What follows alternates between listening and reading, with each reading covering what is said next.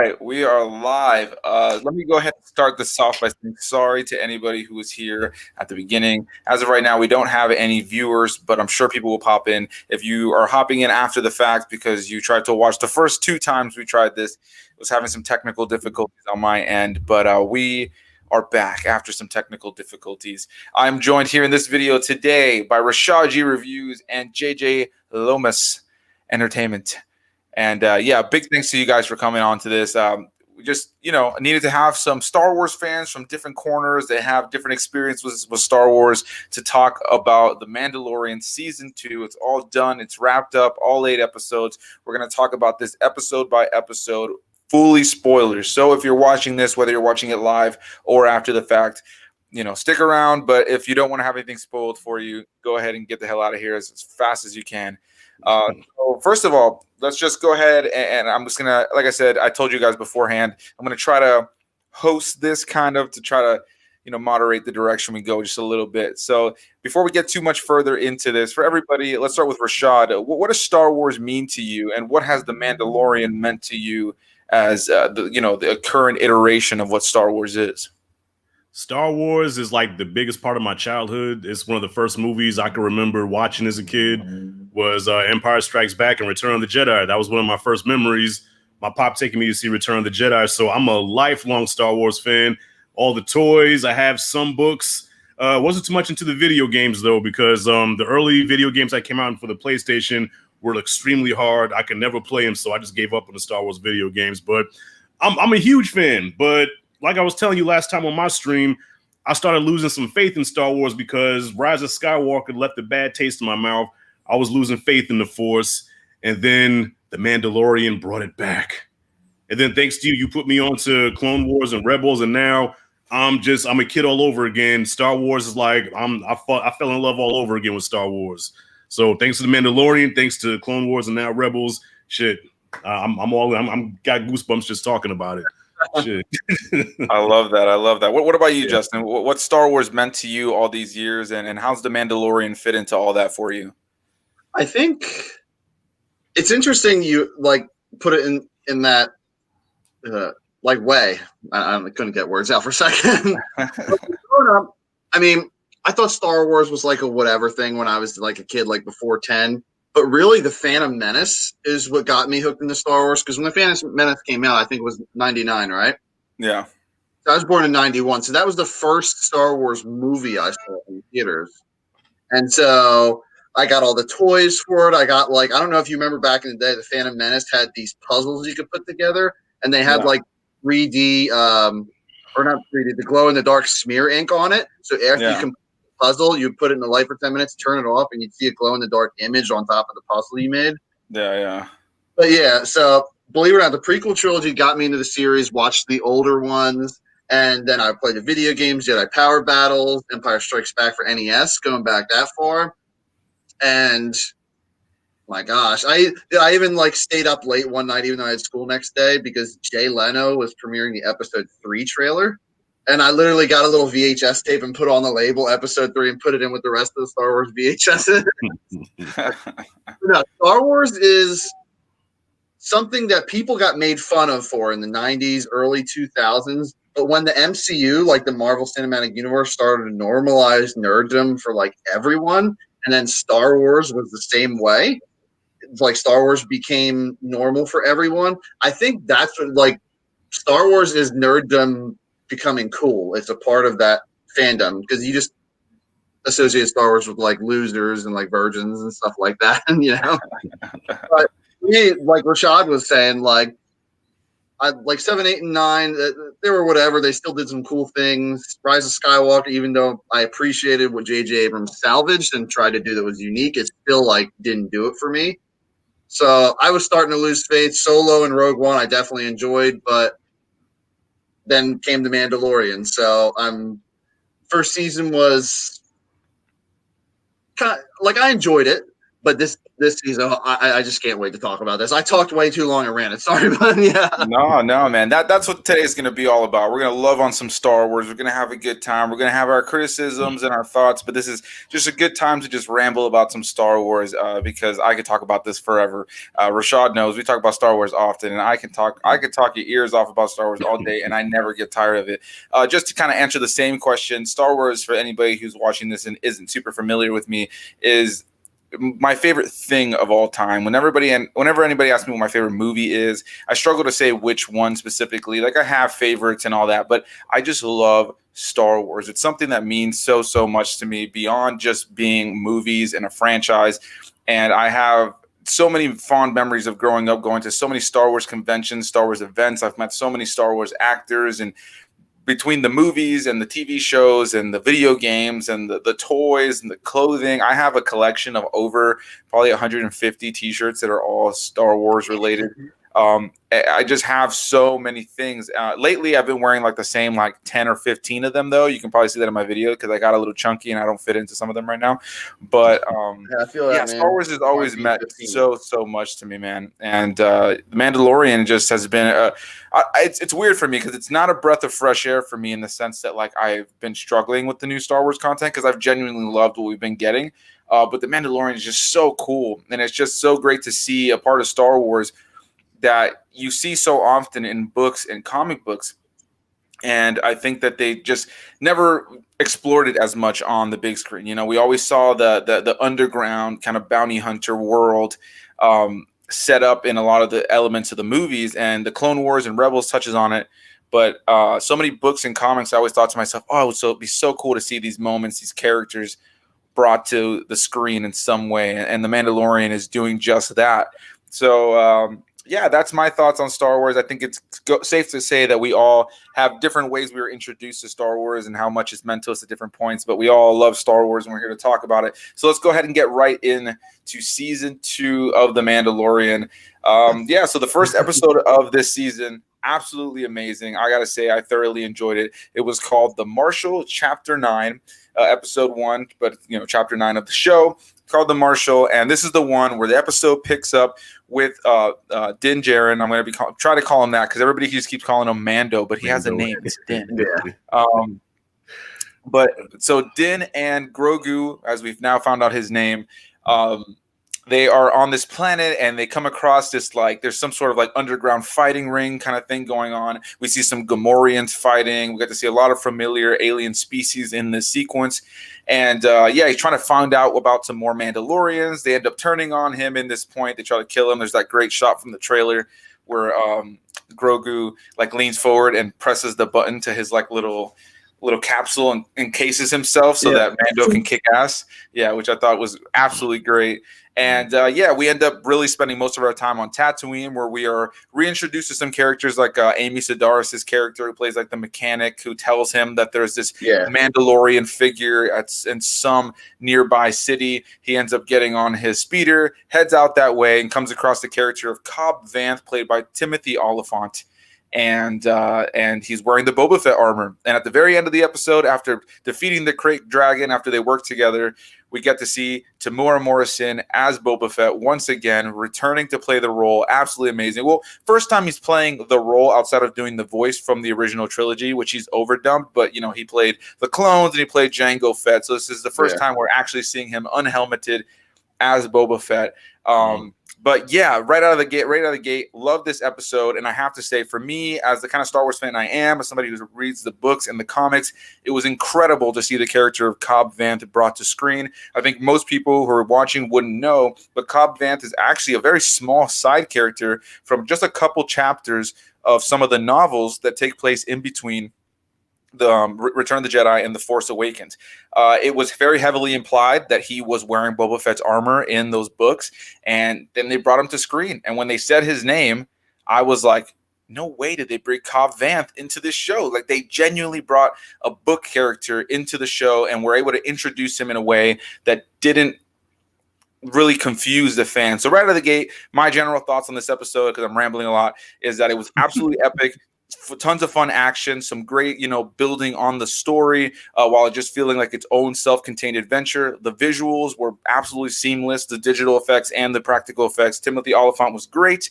I loved Cobb Vanth, and I loved that tease at the end of the first episode. So, Justin, let's start with you. What did you think of this first episode, The Marshal? Well, first of all, for The Marshal, I want to know, being the huge Star Wars fan that you are, did you think that was Boba Fett in the armor when they first showed Cobb Vanth, or did you automatically think it was someone else?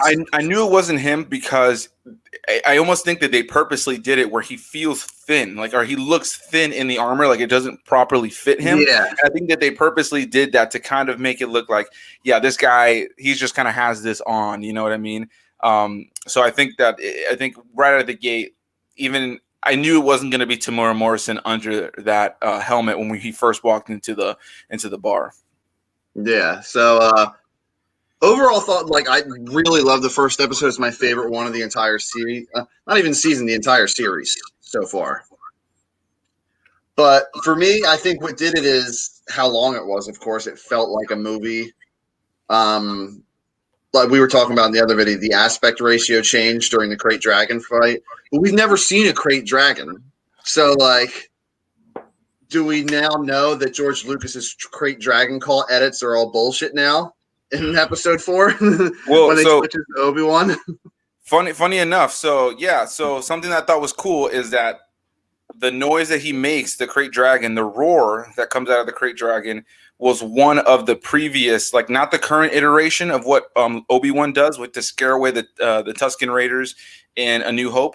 But I think the edition before that, or something like that. Yeah, this voice, the noise that he makes to scare away the Tusken Raiders in A New Hope, maybe like a DVD edit or something. Yeah, it's been changed over the years, and one of the older ones, they took that sound, and it's the roar that the Krayt Dragon lets out. So that's a nice little Easter egg and connection. I'm gonna have to watch that again. I didn't catch it the first time, to be completely honest. I won't act like I knew that immediately. I did recognize the sound, but then I was like, then I heard about it later on when I was keeping up with maybe some Easter egg videos and stuff like that to see what I maybe missed. And when somebody said it, I go, oh my god! Now I can't unhear it because I've rewatched the episode.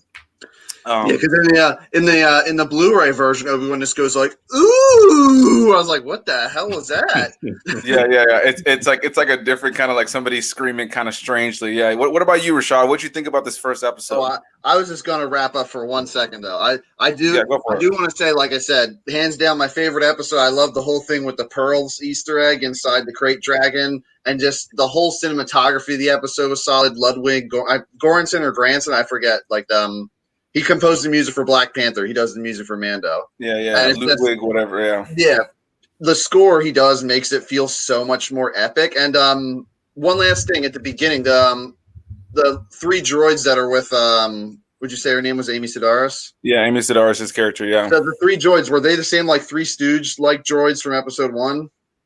I don't think so, but I mean, I guess that could be a funny connection. But I'm actually glad you brought up droids, because in that same sequence where we see Amy Sedaris, she has R5D7, I believe is his full name, but R5 there with him. He walks out really quickly. He just rolls out, and she says R5. And when it cuts behind him, you can see the burnt up, charred section of the back. This droid has a bad motivator.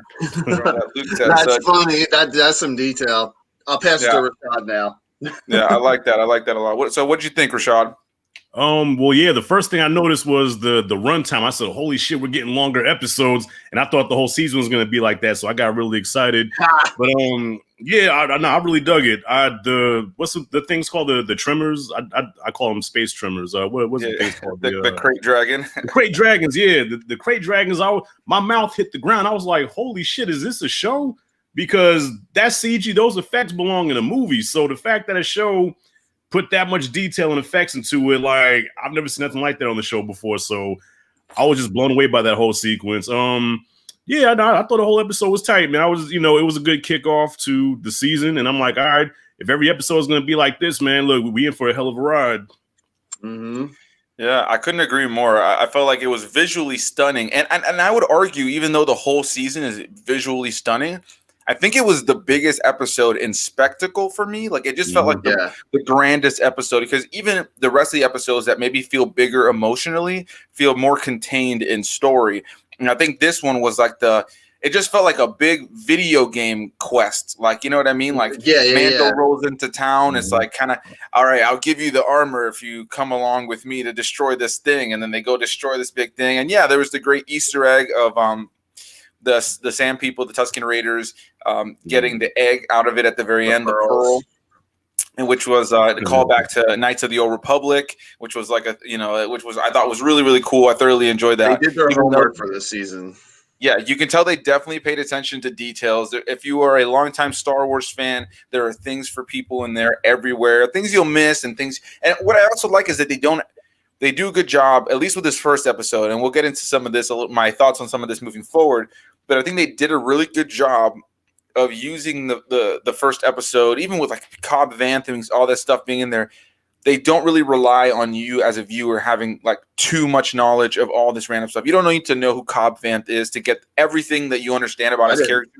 It happens right there. You know, it's a nice, like extra kind of like, I feel validated in all these years of keeping up with the books and comics just because, of a moment like that, but it doesn't take anything away for anybody who hasn't read those things, which I think is the best thing about the execution of the episode. So yeah, my overall final thoughts on the first episode, The Marshal, great episode, great way to kick off the season, was thoroughly entertained. And do you guys have any final thoughts on this first episode? I just think it was cool when you saw the Death Star getting blown up. It showed like Cobb Vanth like chilling at that bar, and they're watching it get blown up. And then what do you call it? Are they still the Empire? The people that came in and fired on the bar? Is that still like some deviation of the Empire? Essentially. So like they mentioned it a couple episodes later. They mentioned it actually just, I think on the seventh episode with the Believer, the one with Bill Burr. When he was talking to that Imperial officer, he mentioned Operation Cinder. Cinder, from the Battlefront 2. Exactly. So Operation Cinder was from Star Wars Battlefront 2, which the campaign for that is considered canon. And essentially what you learn through that is kind of like the Emperor had like a backup plan if he gets killed. Like, and he literally they had these droids walking around with hologram faces of Palpatine, like going around talking about his backup plan. So essentially these are remnants of the Empire, which we now know after having seen all of the sequel trilogy that it, obviously they lead right into the First Order. You know what I mean? Like this was their kind of deconstruction phase in between Empire and First Order. You know what I mean? So that's all my thoughts. Yeah, you got anything, Rashad? Well, just to piggyback off what Anthony was saying about how even if you're not knowledgeable of the books and stuff, because I'll be honest, I'm mostly of the films, so I didn't read any of the books really. I never played any of the games, so a lot of these characters I don't know about. So yeah, like you said, the execution, how they did it, where if you're new to it, it won't bother you. You can still follow it, but then to somebody like yourself who knows about the lore, it's like, oh shit, But overall, we still get the same experience because it's still great writing and still great the way they executed that. Yeah, absolutely. I think that's the strong point of this episode for sure. And it was just a fun, action-packed episode. So let's go ahead and jump into the second episode of the season. Easily my least favorite episode in the season. And by no means does that mean it's a bad episode. I just found it to be the episode that just kind of lacked the most substance for me. I also think it was no, actually, I'm looking at it now. It was not the shortest, but I think it's just the episode that lacked the most substance. But I thought it was cool, and it was very much heavily inspired by Alien. Very clear that it was inspired by Aliens. And this is the episode called Chapter 10, The Passenger. This is the episode where it was directed by Peyton Reed, I believe, who directed Ant-Man and Ant-Man and the Wasp. And that guy, it's funny because right at the beginning of the episode, we're introduced to that ant creature that we saw on Tatooine briefly in the last season. And I thought that was funny that they kind of made him a character, in an episode that's directed by the director of Ant-Man. And I think the ant's name is Dr. Mandible, which I thought was funny as well. And yeah, so essentially, once again, Mando is given a quest to kind of get to the next place. And in this episode, he has to transport this frog lady to her husband on another planet, and so that they can, we're trying to find like a new planet that they can kind of host their kids, have a family and a habitable place for them. And they end up coming across these two X-wing pilots, one of which I can't remember his name, but it's like an Asian man. He is actually a member of the 501st, and from my understanding, he's the first ever 50. By the way, the 501st, for anybody who doesn't know, is like the elite Star Wars fan group. Like, to get in it, you have to have like a top-notch like movie quality costume, and you have to like, they go around whenever you see like big parades that have a lot of stormtroopers in it. They're usually 501st members, because they're just like the elite Star Wars fan group. There's battalions of them everywhere, all over the place. And so in this episode, man, I lost my train of thought. What was the last thing I said? Episode 2, we were talking about so dude in the TIE fighter. Yeah, so there's two X-wings that pull up. One of them is the Asian guy that's part of the New Republic, and the other guy is the other guy is Dave Filoni. He's the one who didn't speak was Dave Filoni, which was great. He made a small cameo. He did the same thing in the last season, in the episode, the one I think it's called The Prisoner, in the last season, where they rescued that Twi'lek, that girl's brother, and it's the first one that had Bill Burr in it. At the very end of that episode, 3 X-wing pilots come in and blow up that station that those guys were on. And the different, all 3 X-wing pilots, it was Deborah Chow, who directed a couple episodes of last season and is doing the Obi-Wan Kenobi series.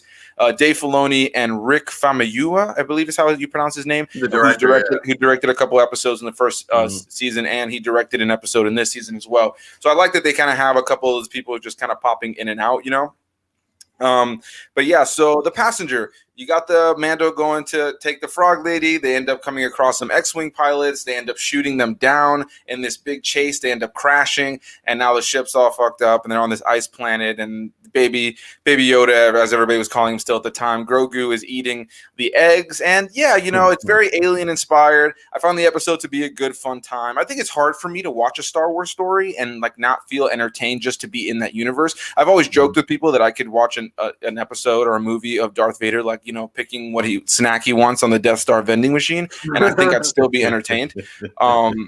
But yeah, I like the episode, but I think looking back on the season, easily the most forgettable and weakest episode, just based on substance. So what did you think? I'll start with Rashad this time. What you think of this episode, man? Well, forgettable. I can't say it's forgettable because I think everybody, if anybody doesn't remember anything else about the season, it's Grogu eating those damn eggs. And I thought it was going to be a darker turnout, because all those eggs he was eating, I was like, holy shit, he's going to eat these eggs until they're all gone. Then it's going to really be some shit. That's where I thought they were going to go with that, because he was eating the whole episode, and then by the end, he snuck one more in there. And yeah, I mean, it's probably the weakest episode, but I still enjoyed it because you get to see the relationship, between what's his name, Din. I don't want to call him Mando anymore, but yeah, Din and Grogu. You see the father-son dynamic between them, and I love seeing them on screen together. And yeah, the whole thing with the aliens and shit with the egg, yeah, that whole scene was like intense. You know what I'm saying? So I guess compared to the rest of the episodes, I guess it is the weaker link, but I enjoyed it. I was entertained by it, and I just always had that embedded in my mind that Grogu was killing babies. No, yeah, and I gotta play off of that really quickly before we hear Justin's thoughts, and just say like that the whole thing with Grogu eating the eggs. I remember that week when I was talking to people, I totally thought moving into the next episode that yeah, for sure they're gonna do something with like where he's gonna have like they're gonna notice that there's some babies missing. You know what I mean? That it was gonna cause some problems in the next episode, and it really doesn't. Like when I talk, like it just seems like a thing. Like when people were telling me that they felt it was a joke, like a jokey thing that was added in there, I thought, no way, they really hammered down on the message that this lady really wanted to find this other planets because her and her husband, they're like some of the last of their species, and they want to try to find a habitable planet so they can be safe and be happy on.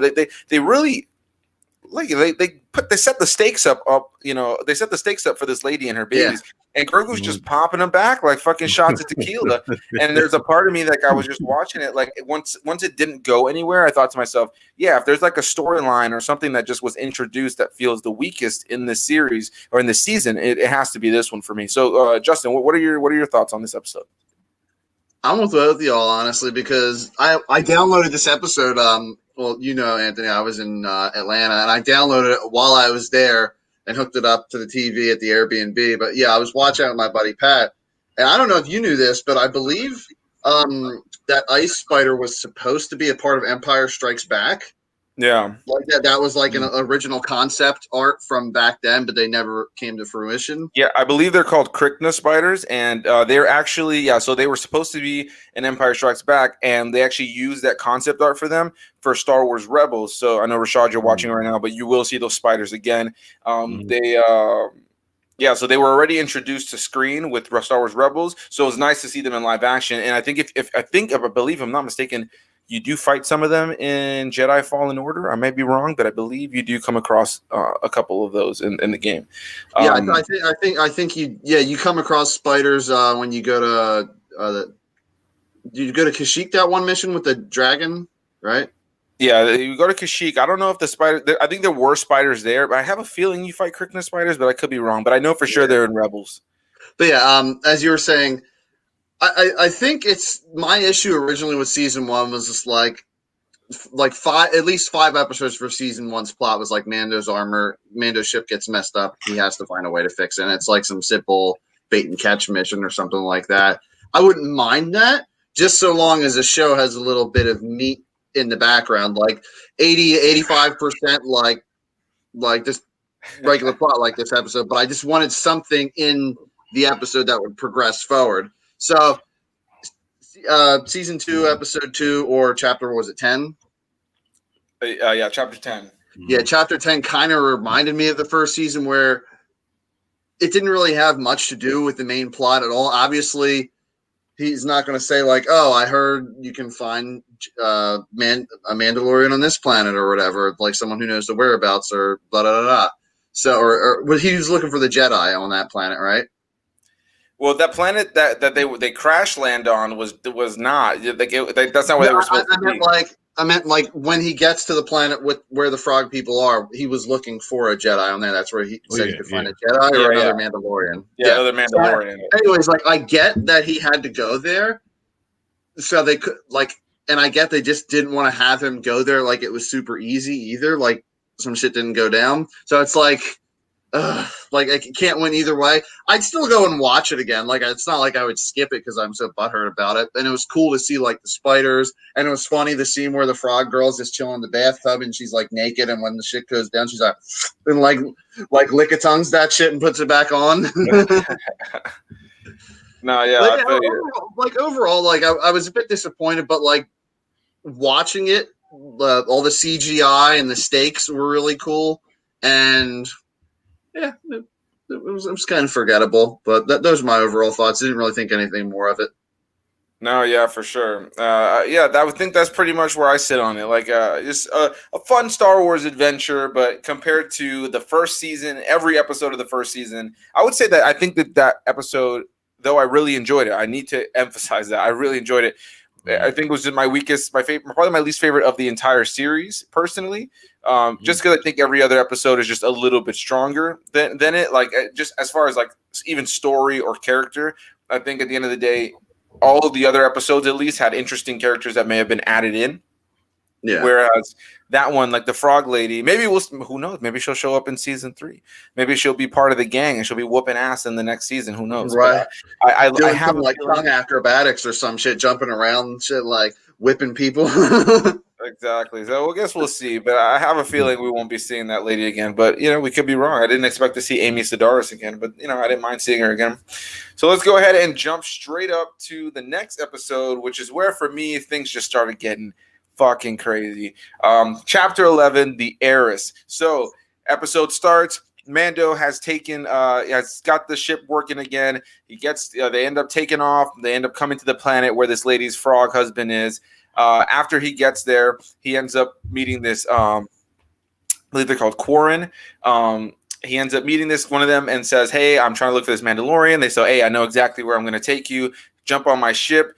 As they're on the ship, once they get far out into the water, they end up actually ambushing them, throwing the child into this like big pool like of water that they had in the middle of the ship. There's clearly some sort of creature or monster in there. Din ends up jumping in after him to save him, and then a bunch of people start getting their ass kicked on board of the ship. And then a very familiar helmet appears, and it is Bo-Katan, played by Katie Sackhoff, who played the character in both the Clone Wars and Rebels. Same voice actress, comes back to play her in live action. Absolutely amazing. And once I saw the helmet, I mean, there was already rumors and there was already discussion that she was going to be in the season, so I wasn't necessarily jaw-dropped shocked. But absolutely loved the episode. Absolutely loved seeing her in it. I think she played the character just as well as she had in the animated form. She brought it to screen perfectly. And then, he ends up working with them to kind of like, take out some Imperials and find out some information. It's the first time in the season that we see Moff Gideon via a hologram. You see how terrible the Empire is to their employees by just killing whoever they need to kill to get this shit done.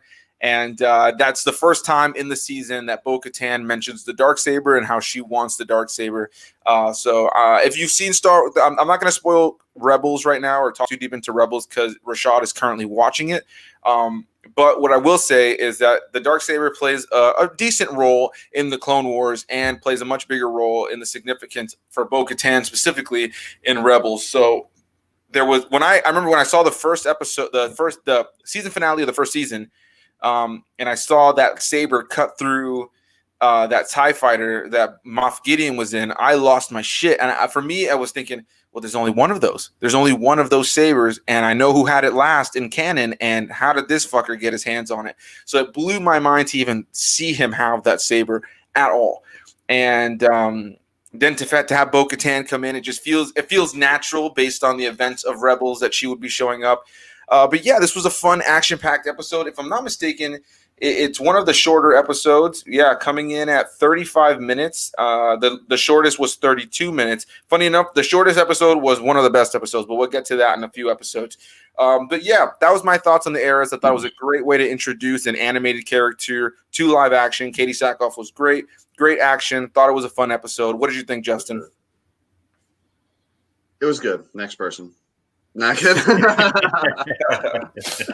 No, I have to agree with you, man. It was cool to see him go into that type of cantina. And I don't know, was the planet they went to drop off the frog lady to her husband, was that like the home of those like squid dudes or no?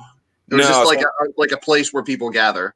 Yeah, so those squid dudes, they're called Quarren, I believe. And then if I'm not mistaken, they are from the planet of Mon Cala, which is also the same planet that the Mon Calamari live on, which is what Admiral Akbar is. Yeah, Admiral Raditz. And there's actually there's a great little arc in the Clone Wars. Since you just saw it, Rashad, I feel like I should talk about it. There's this great like arc that takes place on Mon Calamari where there's that shark guy who's like the general of the separatist, and he's trying to take control. And such a cool, fun little epic arc, and you get to see a little bit more of this part of this side of the universe, a planet that's super different, where a lot of these creatures, they all live underwater. So our main characters have to go underwater to deal with these, political disputes and stuff like that. I really enjoyed seeing that. So, continue with your thoughts on the episode. Well, I don't know how you're handling this, but your one buddy wanted to know what your theory was for Bo-Katan not wanting to take the Darksaber. Yeah, so I saw that. Don't look at the comments, Rashad. I don't want you to have anything spoiled for you. Okay, so I'm about to say, I don't see anything. Yeah. So it's here. I was gonna click on it, but then I read it, and it talks. Yeah. It gives a little bit too much information. I would feel, especially since you're watching it right now. So to my buddy Dan, my buddy Daniel Hernandez, who actually is the guy who does the drawings of me on my animated thumbnails. Okay. Really talented guy, super talented. Yeah, so there is something a little bit different that he says on there that he thinks something happened between the events of Rebels and now that would that made Bo-Katan do what she did. And I would have to agree. Something must have happened that we don't know about, because there is a similar, at the end of this season, we see that Din just tries to give her the Darksaber. You know what I mean? He just tries to give it to her. And we've seen something like that happen with the Darksaber in Rebels. And it wasn't as much of a problem. So that's I'll leave it as vague as that, but it wasn't as much of a problem, and whereas now she did not want to take it. So I did find that to be interesting. At first I didn't even really notice like that. Yeah, like why didn't she take the Darksaber compared to something that's happened? But I really have no idea. I feel like there's going to be something that's going to fill in some gap. I still want to learn more about what happened to Mandalore between the events of Rebels and here. You know what I mean? Like again, like when I saw Gideon with the saber in his hands, I was just kind of floored already. Like I was like, oh, something serious must have happened in between the events of Rebels and The Mandalorian for him to have gotten this in his hands. So, yeah. Go ahead. Sorry. No, I was gonna say I wanted to stay away from that one just for the sake of not spoiling it for Rashad. But yeah, go ahead and finish up your thoughts on this episode, man. Yeah. So, what's up, Comic Tendency, all the way from the Philippines. So, for me, I love this episode because, they went to that planet. They did the meeting. I am not as familiar, but when I saw the character and I heard her say her name was Bo-Katan, I was like, that sounds really, really familiar. So, and then sure enough, they had the two other squad people. I'm like, I lost my shit. I was like, when they pulled off their helmets, I was like, wait, that's not a thing though. That like, they're not supposed to do that. And like, even like Mando looked at him like, like obviously he's wearing a helmet, you can't, but like I feel like his helmet is just an extension of him, just like the way he like, I believe Pedro Pascal said he had to learn body language to like get across emotions while still having that helmet on. Yeah, for sure.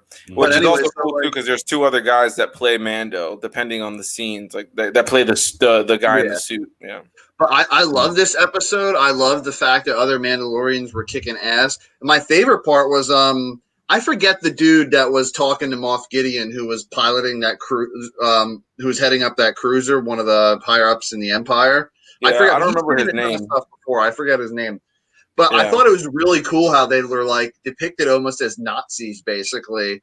And he's just like, hail to the Empire or something like that. And he uses like galactic cyanide or whatever you want to call it to just like short himself out. I was like, dude, that's what's up. Like, I think that's badass.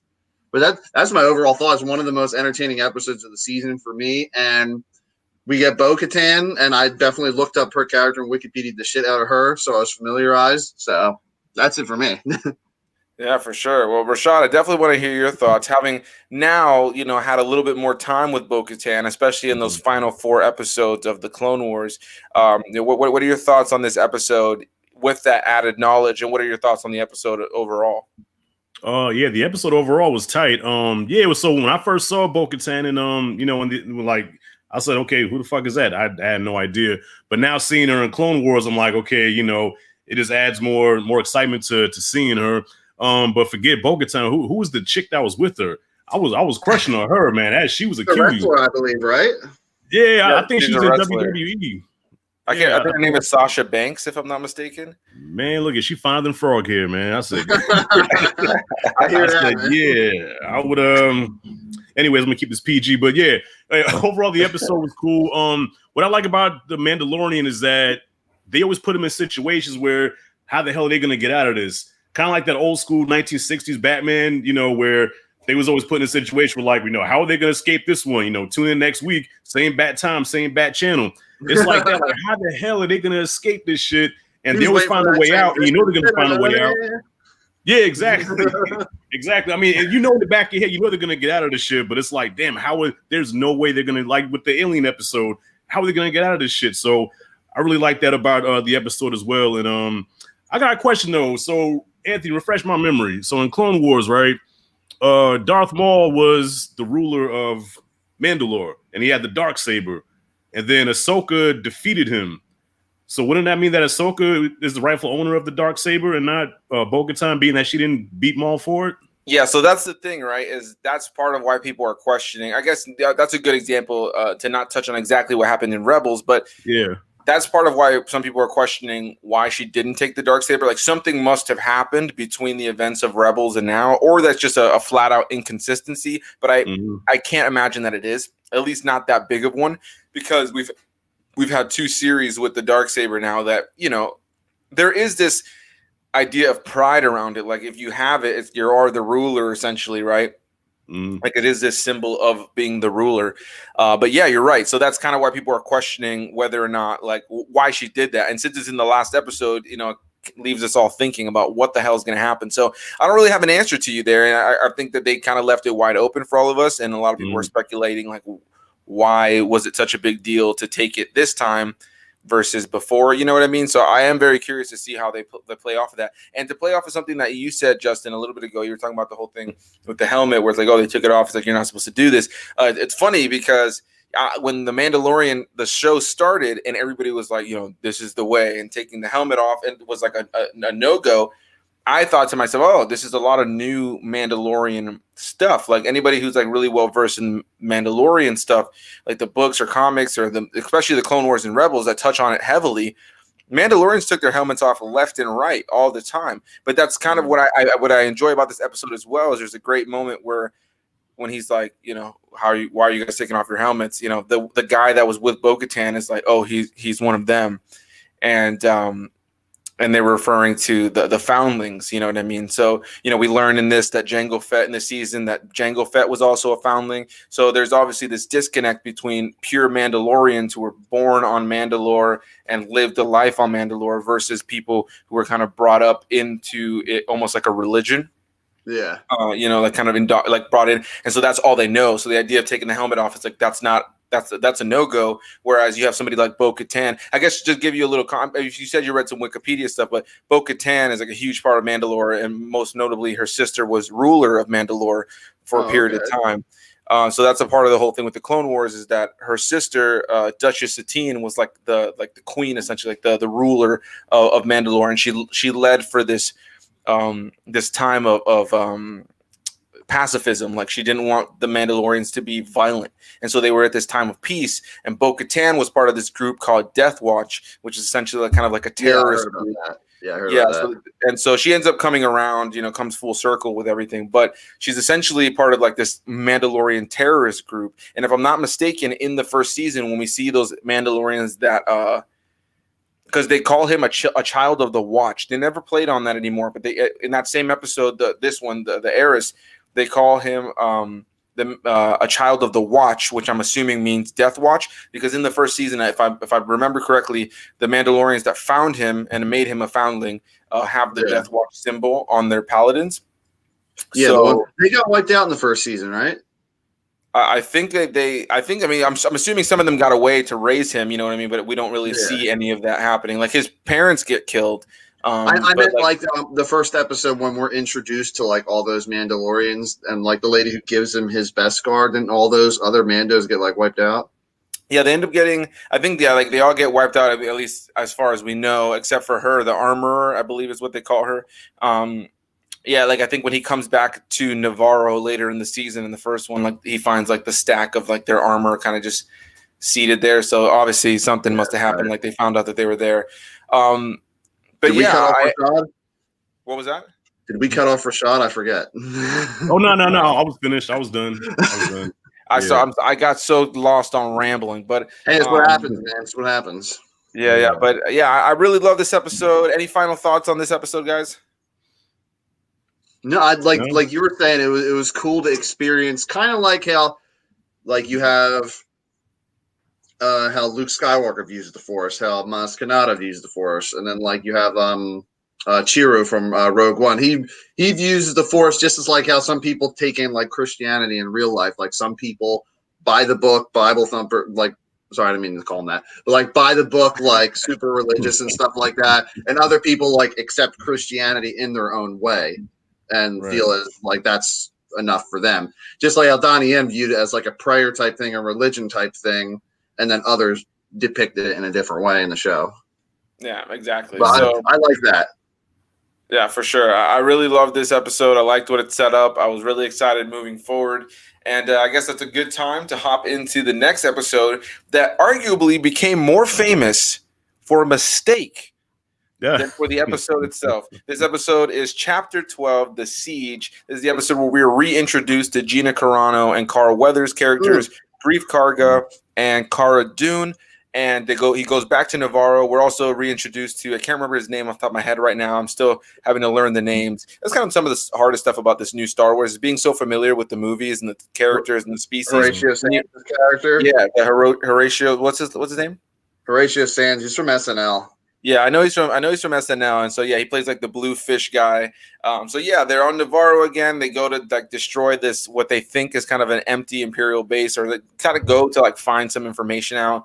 It's like a fun action kind of just get in there, get out kind of mission. There's a lot of fun action. It kind of sets up future episodes with Gina Carano and stuff. I was really surprised. I want to say this too. I was really, really surprised that we did not get more screen time of Carl Weathers in this season. I really thought he was going to show up again for the finale, and I feel like one episode with Carl Weathers was the one episode he directed. I felt like it was a bit of a disappointment. But yeah, what I will say on this episode on overall, I thought it was great. Of course, it gave us that great moment with the jeans guy who that was in the back that just has become infamous in this episode now.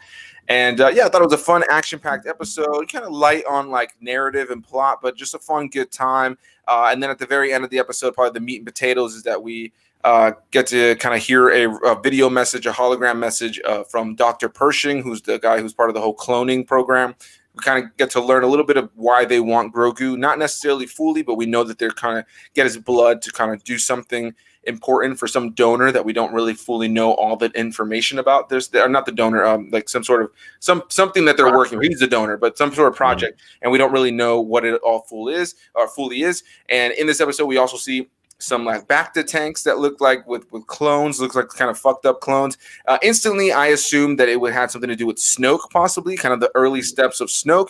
But then we saw at the very end of the episode that Moff Gideon, first time he's there in live action without any hologram.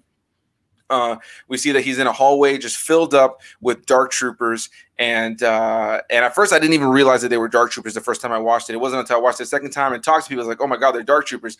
And in the books, in the old books and comics, this was the resurgence of dark troopers into canon. I should also mention, like they were in the old canon, but they hadn't been in the current canon. And at a certain point they were droids, at a certain point they were clones, and so I thought maybe the clones were kind of like an early stepping stones of dark troopers, but then they went with the droid idea for the dark troopers.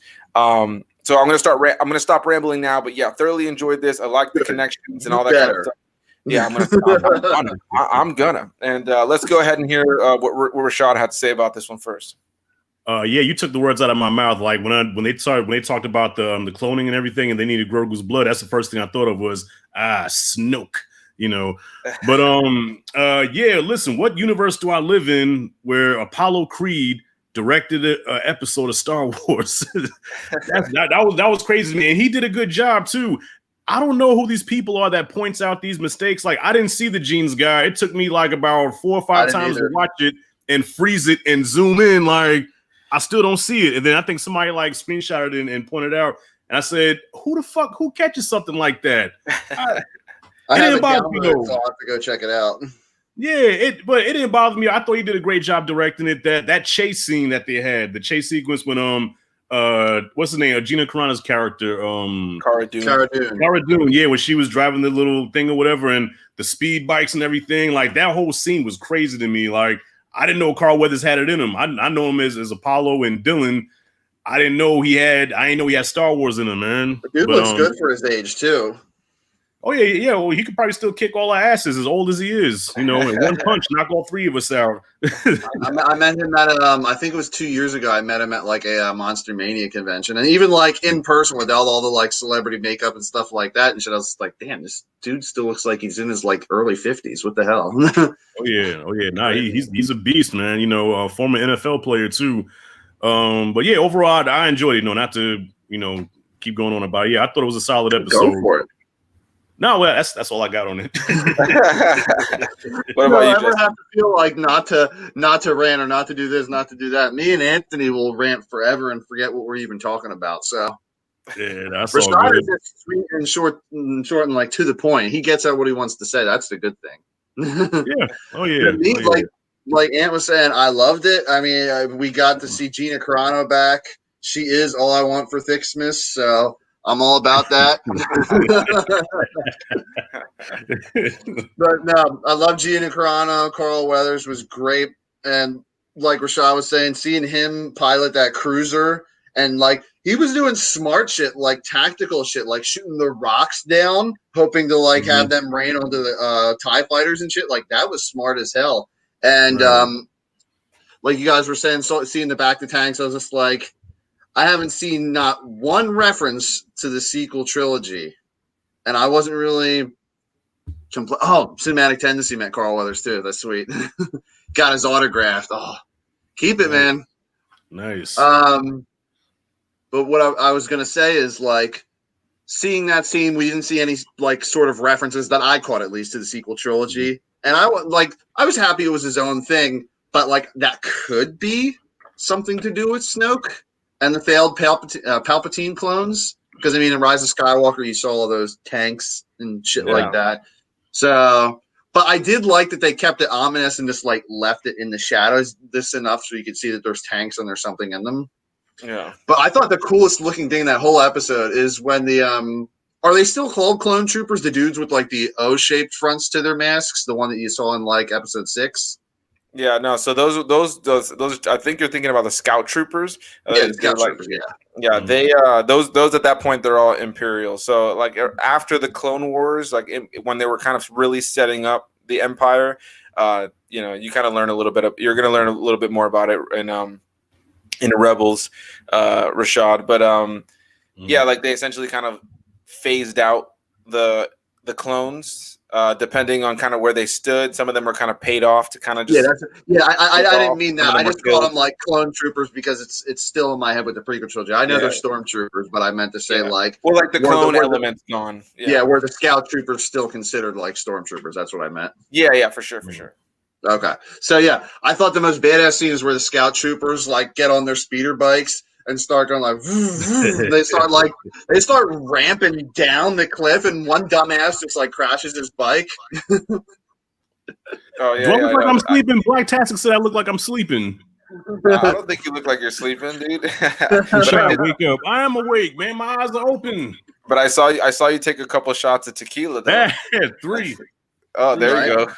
Yeah, I just have water in my cup. I thought we were keeping it PG. All right. Yeah, my water cup is empty. I thought both y'all was drinking, man. So I said, well, shit, let me get in the party. Sorry, I'm from Philly. Water. Yeah, but just keep taking those shots, though, bro. But I see that speeder bike scene where they ramp down like that, like visually, that looked badass. For sure, man. I love that. And that's all I can really gather from that episode. And that's the end of that episode. Is that the one where we get the Asian dude who's in the X-wing? Is that the one where he puts his badge down in front of Gina Carano?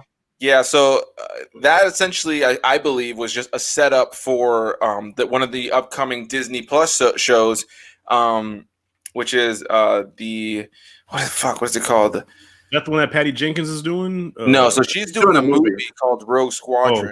Oh, okay. But no, there's a show coming out. It's called the Agents of the what's it called? Something of the New Republic. Something of the New Republic.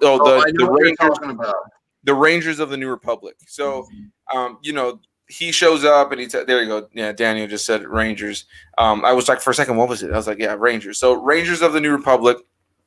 And he puts down his, the New Republic insignia, kind of like his badge, kind of like telling her to come along for the journey. And it's very clear. I would say one of my least favorite parts about this season. It was it made it very obvious that a lot of this season, though it told its own story, was very heavily pushing for the spin-off shows. I mean, we're getting an Ahsoka show with a Rosario Dawson after this. We've got the Book of Boba Fett coming out.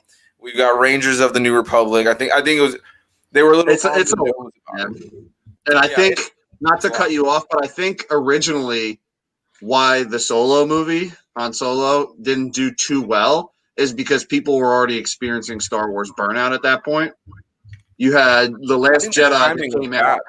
The Last Jedi it came out Christmas, and then Solo came out a few months later in May. March.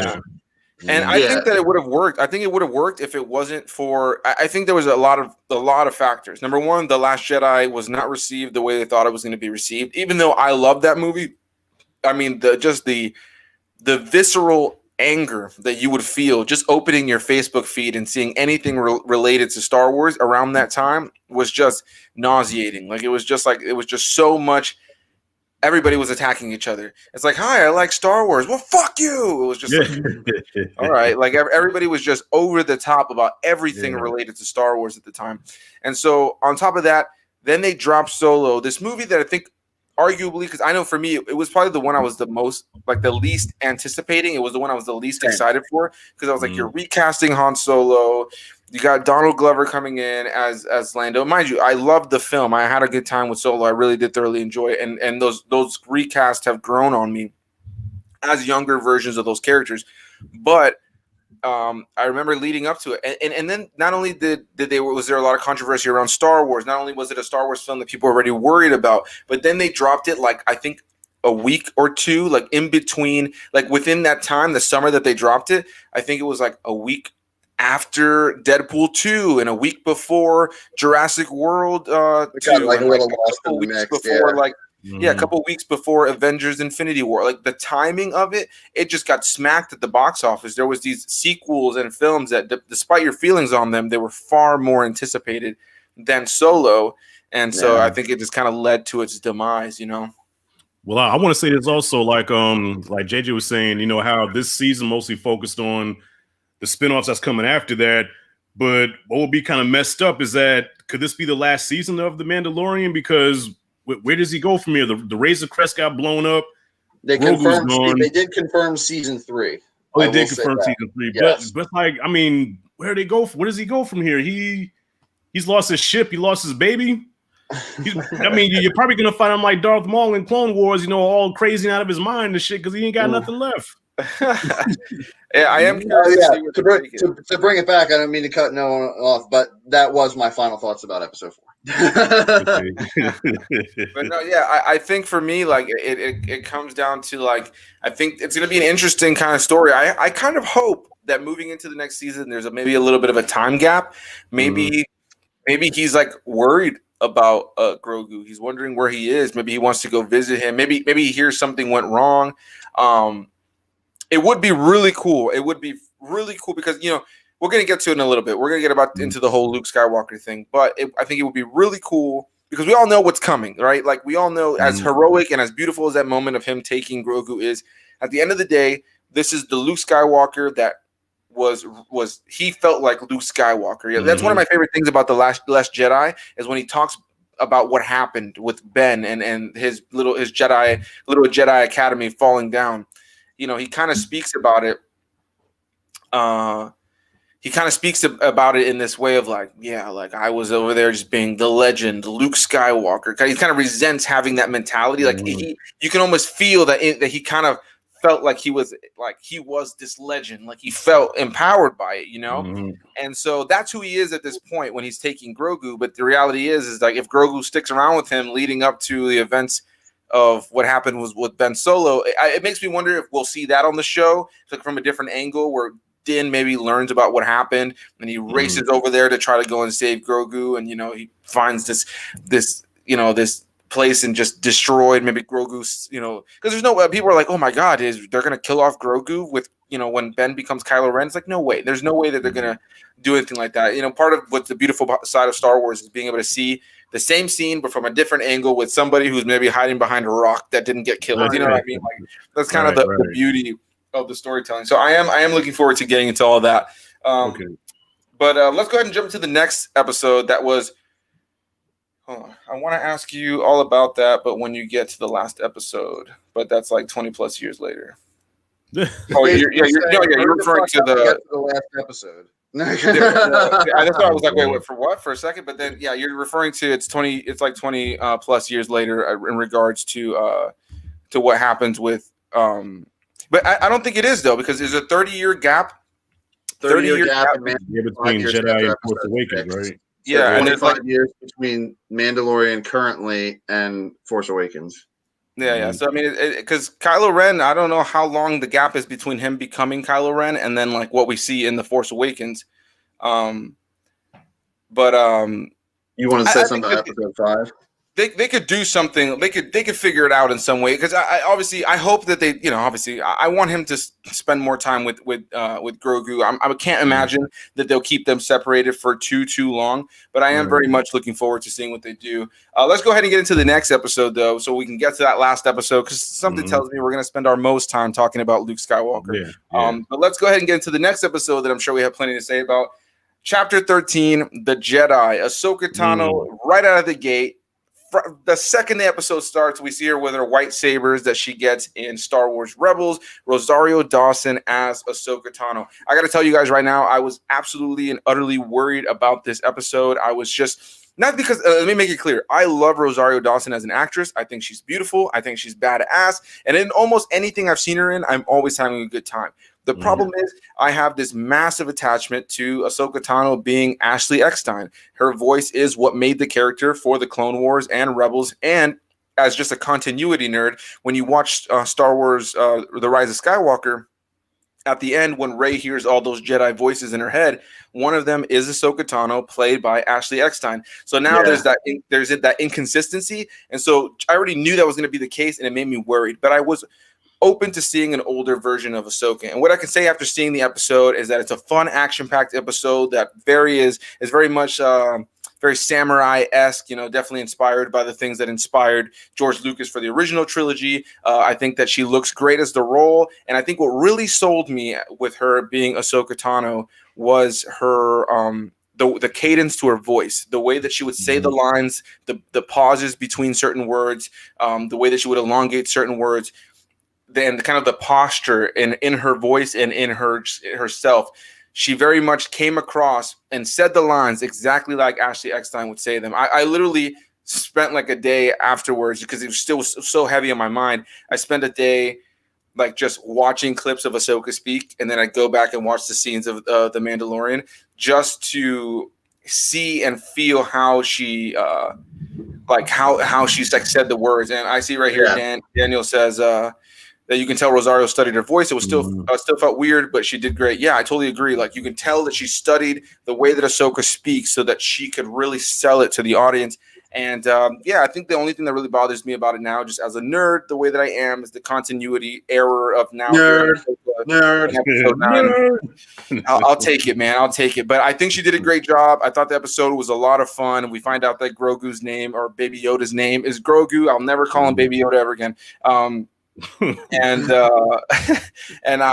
was just a great episode. And obviously it's kind of like another episode where they're sent on another quest after they find the person that they thought was going to kind of lead them to answers.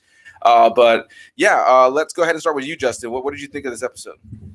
So I think I was just as shocked as everyone was. Like the first minute you see like the white lightsabers come out of the shower, like, and they make a different lightsaber sound than like Luke's or Obi-Wan's or anything like that. It just sounds like more intense, almost close to like Kylo Ren's lightsaber sound almost. Like it just sounds more intense. And then Michael Biehn was in the episode, the dude from first Terminator. Kyle Reese. And he was badass. I loved him. He was some good comedic like Western vibes he had with Mando. I love that. And overall, I just thought it was really well done. I believe it's the first episode you see a lightsaber clash with Din's Beskar. Yeah. So that was cool. Like I didn't like. I'm pretty like I knew like Beskar was like stronger than anything else, but I didn't. Me not like watching a lot of the other shows in full depth. I didn't know that like a lightsaber clash would not work on his armor. Yeah. So that was really cool to see. And the whole face off, I loved seeing like the whole Western shootout face off, and I loved seeing like them clashing at the same time. And she had the what was the girl's name? She has the Beskar spear. Spear.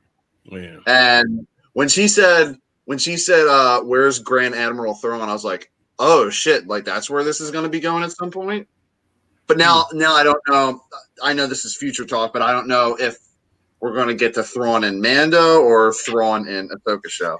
It's definitely going to be in Ahsoka. I got to rip off of that real quick. Like when she said that, I like sat up. I was like, I was just chilling, watching the episode, having a good time. But I sat up instantly and I looked at my girlfriend and I go, "What?" Because I actually just recently sat my girlfriend through all of the Clone Wars and Rebels, and she loved them, and so she feels like she gained all this knowledge. I remember this moment because when I first met her, she was huge into Harry Potter. Like that's her favorite. That was her favorite franchise. And I told her we watched all of Clone Wars and all of Rebels. And one day she looked at me after one episode and she goes, I think I like Star Wars more than Rebels or more than Harry Potter. And I just busted with joy. I was like, I damn near cried. I get it. Right? But like a Kyle Papa. Exactly. But when she said Grand Admiral Thrawn, that is 100% playing off of the finale of Star Wars Rebels. I've already said that to you, Rashad, before you started watching the Clone Wars, so I won't say any more than that, but it very much is playing off of those finale events, and so I think they're 100% leading into what's going to happen with Ahsoka show. Now that we know Ahsoka show is coming, again, this is another one of those examples of kind of like this was kind of a commercial for Ahsoka's show. You know what I mean? And kind of said, because there had been rumors of because Rebels does a great thing of being its own series while also being kind of a sequel series to the Clone Wars. And there's been rumors of there being a new series that would follow Ahsoka that would be kind of a sequel series to Rebels, and that's 100% what we're getting. It's clear that's the direction that they're going, which didn't end up happening. So it was definitely more of just a tease for what's to come with other series. I definitely agree. Like after the series as a whole finished, and they had the Disney Investor Day, I do see the setup now and all the characters, but at least they did it in a way where it didn't seem like it was shoving it down. Like Ahsoka served the purpose. She was supposedly the person who was going to be helping Grogu out, and she gave him his name. Well, she didn't give him his name, but she revealed his name. And then Mando also got the Beskar spear. So at least there's a few things in this episode that contributed to the future plot. Yeah, absolutely. And I think it was done in the most seamless way they could by having the Darksaber in the story, which would bring Bo-Katan into it. And then we already know Bo-Katan has this relationship with Ahsoka Tano. So it just made it, I would say they did it in a way that made sense within the universe. But Rashad, let's hear your thoughts on the Jedi. Yes, Ahsoka Tano is quickly becoming one of my favorite characters and one of my favorite Jedi characters. This is my favorite episode of the season, so far. The big reveal in the last episode was the most moment, but this overall was the best episode to me. So finally seeing the lightsabers and Ahsoka doing what she do. Now, mind you, I still haven't watched Clone Wars yet, so I'm not really knowledgeable about her character. But just from what I've seen here, dude, she was kicking all kinds of ass, man. You know what I'm saying? It had that samurai / Western feel to it, that that gunslinger type shit. And I was into it. And that battle that she had with your girl, what's her name?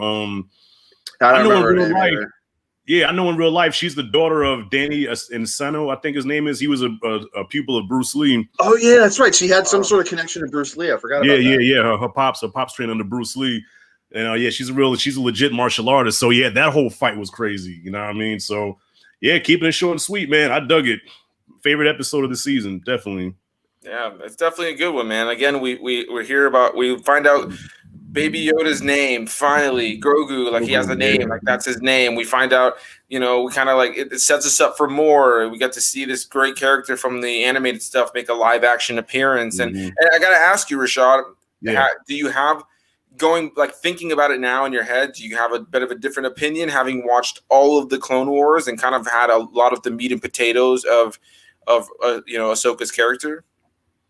Do I have a different opinion about her character? Oh, well, yeah, the series just made her more badass. We talked about it the other night, how when she was fighting Darth Maul, she was talking cash shit. She had one of the most savage lines when Maul was he wanted Anakin to come there, so he can kill Anakin. And after fighting with him for a little bit, she was like, you lucky Anakin didn't come, because fighting like that, you wouldn't have lasted long. I said, oh, shit, yeah, I like this girl.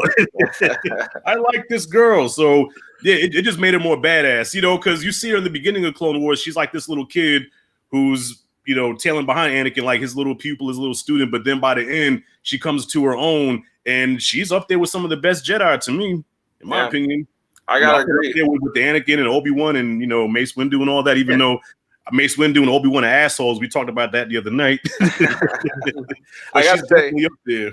I gotta See, say, I like what Rashad says because he's not basing his favorite Jedi like strictly off strength.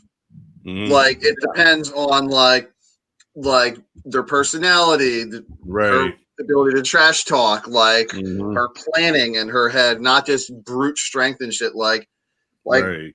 you have Cal Kestis from Star Wars Jedi Fallen Order. Like he was really cool, but like they depicted him like he wasn't a bitch, but he wasn't like a strong Jedi or even like that strong of like a Padawan or anything like that. no. So like Right. when It's all he gets that he gets that confrontation with, I won't spoil it, but he has a confrontation with a stronger Sith at the end of that game, and he's just like, "You would be smart to yield," and he's like, "Yeah, probably." I was just like, "Yeah, he knows his place." So, what Rashad said, like, I appreciate that because he's specifically just for his own reasons that Ahsoka's his favorite. Right. Yeah, Right. exactly. And that's kind of the thing is I would argue that Ahsoka is probably in the top 5 best like developed Star Wars characters of all time because Mhm.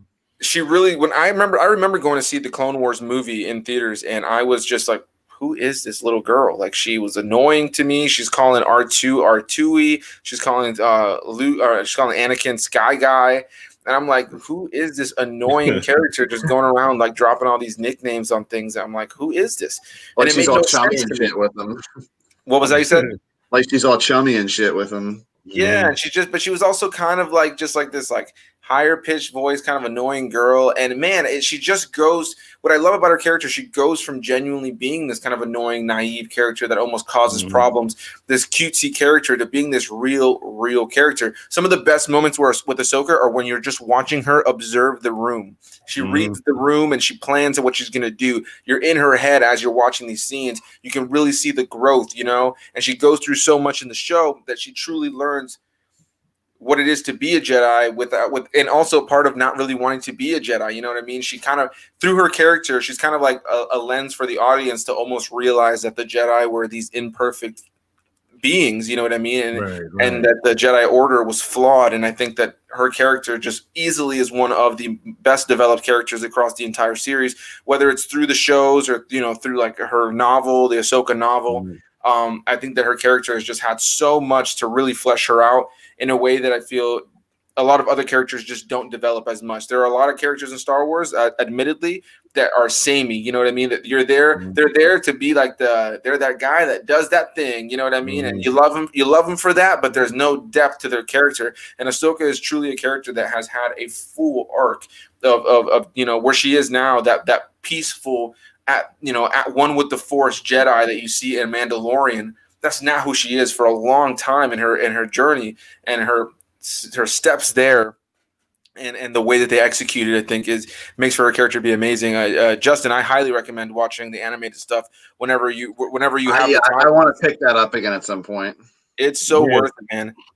Yeah, no, and also Rosario Dawson, I think she really nailed the character, in her performance. And I would love to see a situation where she meets Luke, the son of her master. You know what I'm saying? That would be some shit. I wonder how that would go. Like, yeah, your dad trained me, and then he ended up becoming the most evil motherfucker in the galaxy.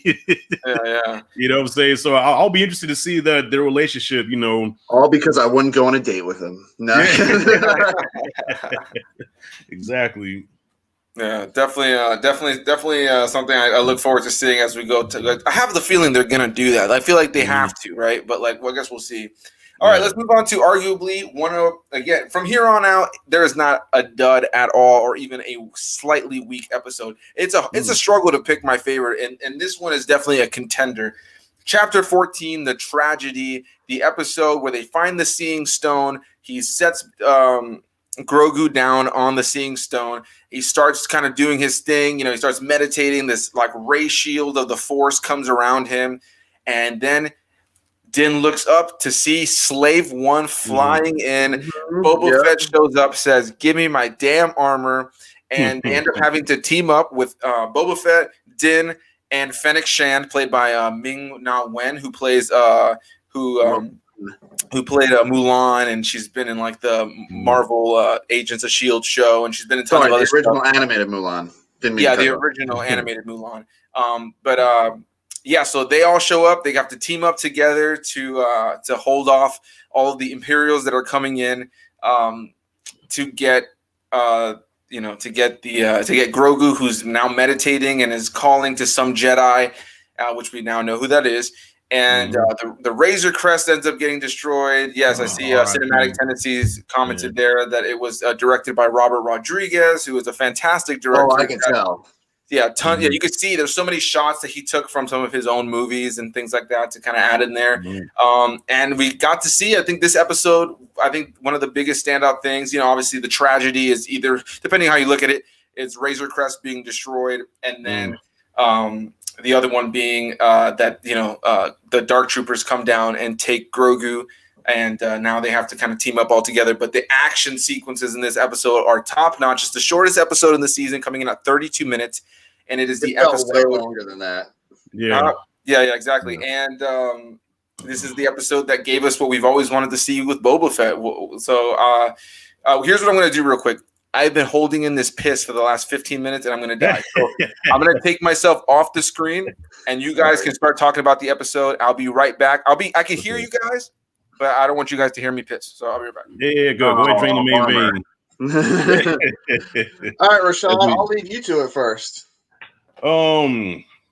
Well, all right. First of all, once again, it shows the relationship between Grogu and Din. I love the moment when they're in the ship and he's calling his name. He's like, Grogu. He's like, huh?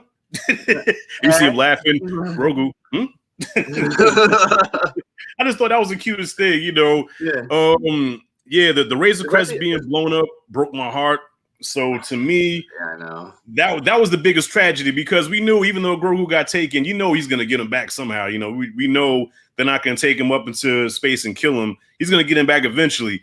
He can't get the Razor Crest back. It's gone. That's blown into smithereens. To me, that was a tragedy.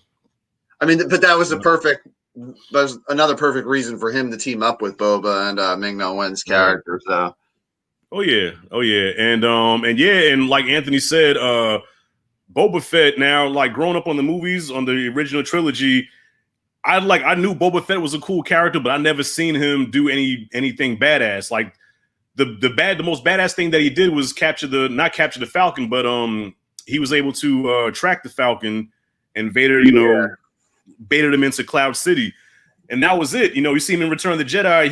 He was a little bitch in Jedi. He got ate and burped. Yeah. And in the Blu-ray edits, that Sarlacc looked weak as hell, so it made it less impactful. Yeah, exactly. So to finally see him in true Boba Fett form and doing what he does, and like when he was taking that stick and he was cracking the stormtrooper, you see the helmet shattering, like he had like every hit that he had, like a metal farming object or something. I don't know what the hell that was. Yeah. I'm like I'm watching. I said, holy shit! I said, this is Boba Fett. And some people picked at him about having the dad bod. Look, as a dad bod myself, okay, it doesn't bother me. Okay, leave dad bod Boba Fett alone. He will still kick your ass. And yes, that's pretty much all I got. But I thought it was a kick ass episode. But yeah, to me, the tragedy was the Razor Crest being blown up. That broke my heart. I hated that. Yeah. For me, I loved the episode. I didn't actually. Did they say the name of Jango Fett's ship in Attack of the Clones or no? I don't think they said it, but I'm pretty sure it's the same ship, Slave One. Maybe it's I just didn't know the name, but the second I saw it, I was like, "Oh shit, that was Jango Fett's. Like, it's the same ship." So I was like, "That's cool." It's the same one that Boba has in the original trilogy that he takes Han Solo onto. Yeah. Did they even say the name of the ship even in the original trilogy? Did they say the Slave One? I don't think I've ever heard Slave One in any movie. No, they never said it in the movies. No, that's just like fan knowledge. Yeah. And he's like, no, they never said it in the movies. But no, I love the episode, and I thought it was cool. This is for me. I might have been blind, but I'm sure maybe in some fire you saw it being blown off. But I've never seen like Stormtrooper armor get freaking wrecked like that, dude. Like whoosh, like that, hitting it like a golf ball, and this that's shattering everywhere. And that was cool. That I could totally see the Robert Rodriguez like directorial vibe from that when he's just doing certain shots and action sequences. And I want to know what was going through this dumbass stormtrooper's head when it's like some video game shit where the big ass boulders come rolling to him and he's trying to like shoot it with the cannon to have it break apart or something. Like I don't know. Oh yeah. Yeah, so I really loved this episode. I thought it was a great skulls, man. Definitely. And thank you for pointing out that so it was that completely proven that Grogu was like meditating, trying to communicate with Luke right there. Is that what that was? That was essentially what Ahsoka told him, was that if you go here, you'll find this thing called the Seeing Stone, and he'll be able to like kind of connect with some, like, you know, he'll be able to kind of reach out, essentially, like find somebody else. Essentially, that's essentially, I'm paraphrasing, but that's kind of what she said. And I have to ask you, did you originally the planet? They were like before they went to the planet. Did you think it was going to be the same planet Luke was on in like the sequel trilogy? Like no, that Jedi shrine. I didn't think it was going to be that, but the planet Tython, if I'm not mistaken, is from Knights of the Old Republic and has some ties to Darth Revan. So I was wondering if there was going to be some sort of like Easter egg or something connection to Darth Revan, who's an old canon character. Yeah. But no, I love this episode. And as I was running to the bathroom, I heard Rashad talking about the opening of this episode, which I loved. I love that moment as well, where he's just like, Grogu.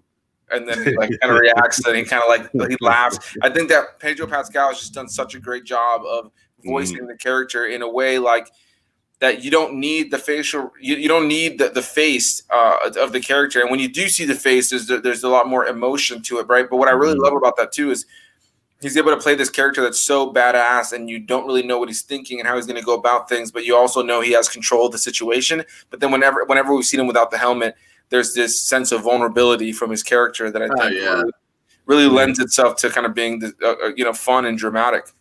Right. I appreciated it. I think this is also, I've been noticing this throughout season 2 that they're doing more Jedi cursing. I think that's what that is, because I catch them all saying Dank Farrik a lot of the times in the episodes. Sometimes they're like Dank Farrik or something. And like when Grogu Force Grab the boys, like, oh, Dank Farrik or something like that. I was like, I remember, I think it was like in episode 1, Sebulba Crash, he was like Fudu or something like that. Like I'm assuming that's some sort of curse or some shit like that. Yeah. So it's like Poodoo. It's Poodoo, what they're saying. And they say that a couple times across the clone, like the prequels films. That it's essentially like saying shit. Essentially, like it's like the Star Wars equivalent. So like they at one point, Sebulba tells Anakin with that moment that Sebulba walks up to Anakin when he's like working on his ship and he's like, you're gonna lose, blah blah blah, and he ends up like cracking that one part of the ship, kind of like setting up Anakin for failure. He calls them Bantha Poodoo. So like he's calling them Bantha shit. And then one of my favorite moments is there's 2 moments in the scene that make me laugh. But in Attack of the Clones at the beginning or near the beginning, when Anakin and Obi-Wan are chasing down Zam Wessel, who tried to kill Padme. They're like, they're swerving through traffic or space traffic, and they almost hit another Doug that it's the same species as Sebulba. And he goes, Jedi Poodoo, and then like seconds after, one of my other favorite moments is like he passes by another alien that goes, "What the?" That's kind of stuff like that. I love it. But yeah, this was a great episode. I found it to be a great time. Do you guys have any final thoughts on it? Nah, he kicked ass to me, Yeah, cinematic had a good point. R.I.P. to the Razor Crest, man. I'm gonna say it again. Yeah, honestly, man. Yeah. All right, let's see what we got next. Moving on. Cinematic had a good point in the comments there. You see that one? Let's see. Let's see. Oh, I'm sorry. I was trying to pull it up for all of us to read. One of the things that I liked about this second season is that almost each episode gave us different climate, location, environment, and terrain. Yeah, I totally enjoyed that. Yeah. Star Wars has always been filled with all these different planets. Lava planets, snow planets, desert planets. Beautiful planets like Naboo that I think we all want to live on. And then planets that just like wanderers and like deserters hang around and stuff like that. Yeah, well, also I can appreciate what they did is they brought it back to the used future, as George Lucas like to say. Like one of the criticism that a lot of people have about the prequels is that it was too clean. it was too clean, it was too glossy, you know what I'm saying? Yeah. And whereas, you know, the original trilogy, like everything, like nothing worked. Everything was, you know, rusty and, you know, held together with duct tape. Yeah. What's that? Held together with duct tape, essentially. Yeah, exactly. So so it brought it back to the used future how George envisioned Star Wars. You know what I'm saying? Yeah, for sure. And I think that, you know, whenever I hear that criticism, I guess for me, I've always just thought, like, by the point that they get to, like, there's always been planets like that. When you go to Tatooine, things are all busted up in the prequels as well. But I think he showed us a lot more, like, civilized cultures. You know what I mean? With Coruscant being, like, the base of, like, the government, you know, with the Republic. Right. You know, and you have, like, Naboo that's, like, this beautiful – I think of any planet in all of Star Wars I'd ever want to live on, it's Naboo. There's other ones I'd like to visit, but Naboo's got to be one of the most beautiful ones. But yeah, I think it gives it that clean, glossy look.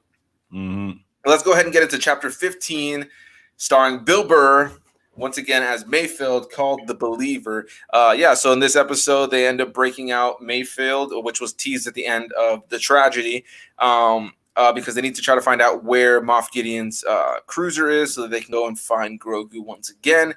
And I found this to be a great episode, a great spy espionage action episode. This one for me felt really like Indiana Jones. I had a very Indiana Jones vibe watching this episode. One of my favorite moments was when they were hauling all of those explosives, or they were the stuff that could explode, like the whatever material it was. I can't remember off the top of my head. And Mando had to go on top of the vehicle that they were on and fight off all of the locals that were trying to, you know, blow up. It's like a train heist or some shit.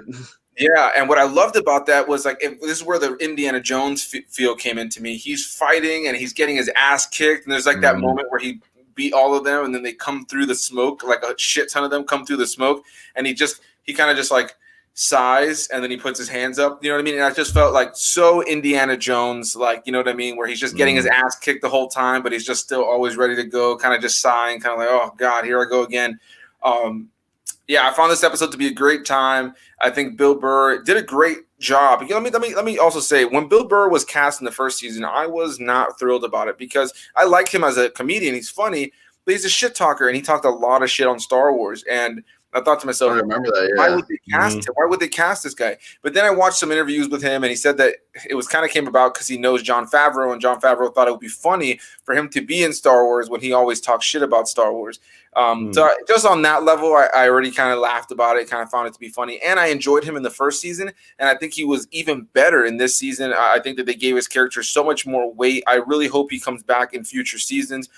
He could literally be a season regular for me. I think that, you know, I love the space Boston accent. You know, obviously that's his real accent, but it works. I think it fits Star Wars. He looks great in the costumes. He fits the character that he's playing. And sometimes when you see him in podcasts or interviews or any stand-up comedy, he comes across very shit talky, like whatever. I love it, yeah. But at the same time, like he's a really great actor. He brings a lot of depth to his character. There's some really serious moments and nuance in his performance. And I thoroughly enjoyed him in the episode. Before I go and pass it on to you guys, I did love the episode. Very Indiana Jones-esque, some great moments. Love the vulnerability of Din having to take his helmet off and kind of the relationship between him and Bill and Bill Burr's character Mayfield in that episode. You know, like the whole, like, here's your helmet. Like, you never took it off. I never saw your face kind of thing. I love that. And one line of dialogue that I thought was hilarious is when they were trying to decide who was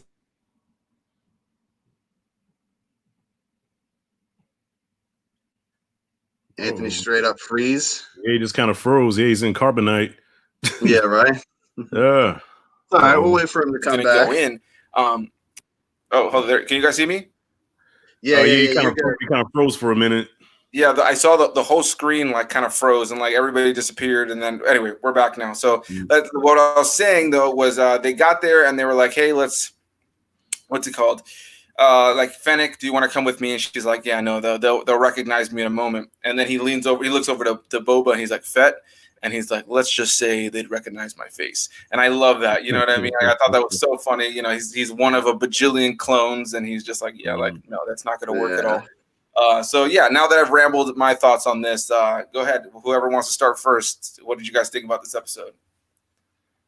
All right. So I'll step in. Like, I liked this one a lot because, like you said, it was a simple mission. It didn't have a ton of meat on it, but it had enough. It was bringing back a previous character, Bill Burr. Like, I love him. Like, even back in the days when he was on Chappelle's show, like, he was funny as hell then. He is still funny whenever he touches SNL. Even when he hosted, he was edgy as shit on that, and I loved it. And this, he kind of brought some of his personality to the show. The scene where he's trying to convince Mando that, like, not everyone in the Empire is an asshole. Like, at the end of the day, they're just trying to, like, do whatever, and, like, they're still people. But, and then he kind of changed his mind a little bit, so they did put depth to his character. And I love, what was his name? The dude who talked about Operation Cinder. Richard Brake, the dude who played Night King in Game of Thrones. He was also in 3 from Hell. Yeah. That's where I knew him from, was Three from Hell, because I haven't seen all of Game of Thrones. I should just say that right now. I'm not really into it. I just know he played the Night King. I want to watch it. I just kind of like, it got so popular, and I just kind of was like, oh, I'll get to it eventually. And then now that it's all done, I'm like, all right, I'll watch it all in its entirety one of these days. But yeah, I recognize that guy mainly for me from 3 from Hell, which I recently saw. And yeah, I thought it was nice for me. I liked seeing an Imperial officer that wasn't British. Like, we have seen that before, but they always have the British accent, or there's some sort of English descent. You know what I mean? He just seemed like, when he talked, even when you looked at him, he just seemed like evil as hell. Yeah, like, I mean, he plays that kind of character very well. He's done it in a lot of Rob Zombie films. Like, and he was talking about, like, Operation Cinder and shit. And, like, this dude, like, it was the first time you got personal, like, really, really personal with the Empire, and saw from their point of view how they're, like, doing good in their mind, and, like, they're, like, 100% being the right way. And, of course, we just got to talk about this moment.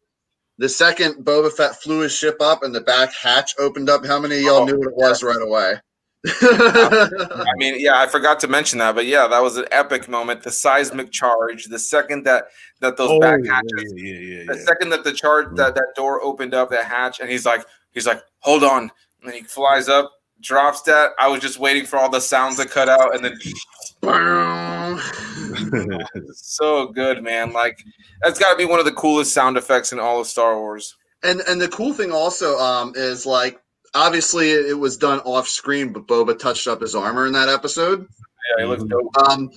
But it was really good because it didn't look pristine like Mando's armor. It literally looked like you took, like, a rusted ass car and painted over it with a new coat of paint. Like, you could tell it was beat up underneath. But I love that. Attention to detail this season was very good on stuff like that.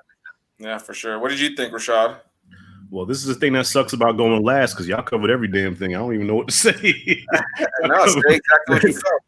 Yeah, y'all pretty much covered everything. I dug the episode. Like you said, it had an Indiana Jones-esque kind of deal. You know, the whole thing with the pirates when they were coming after him, and which was a very tense scene, because I was on the edge of my seat watching that. Like, you see him kill a few of them, and it's like, okay, that's it. And then out of the smoke, comes some more. So I'm like, how the fuck is he gonna get out of this again? So there's, like, highly explosive shit involved too. So yeah, that too. Yeah, so I'm like, damn. At the same time, you don't want the truck to blow up also. And when they got in front of the Night King, I forgot his real name. I just call him the Night King or whatever. When they get in front of him, that scene was intense, because it's like he knew that Din was, he wasn't who we were supposed to be. And he's trying to, figure him out. And just that whole part was, like, damn, he's going to figure him out. They're all going to come in there. They're going to kill him. You know what I'm saying? I was thinking that. But yeah, overall, a dope-ass episode. Isn't that also where Din tells Moff Gideon that he's coming after him? Kind of like Rambo style? At the very end. So, I didn't expect that. Yeah, so I thought about Rambo First Blood Part 2. If y'all seen that, when Rambo told your boy he was coming after him, when he gripped the microphone, you see the veins and shit in his hand, and he was like, I'm coming to get you. Were you so that's what a mic drop at the end of that shit? Yeah. Well, so that's cool. What I got. I mean, hell yeah, y'all covered everything, man. So yeah, I like the episode. I have nothing to add to that. Yeah, I even forgot at the end. He said, "I'm coming for you." So he's still bringing up good points. Well, what's cool about that sequence as well at the end there is that he says, he tells them also he means more to me than like talking about Grogu.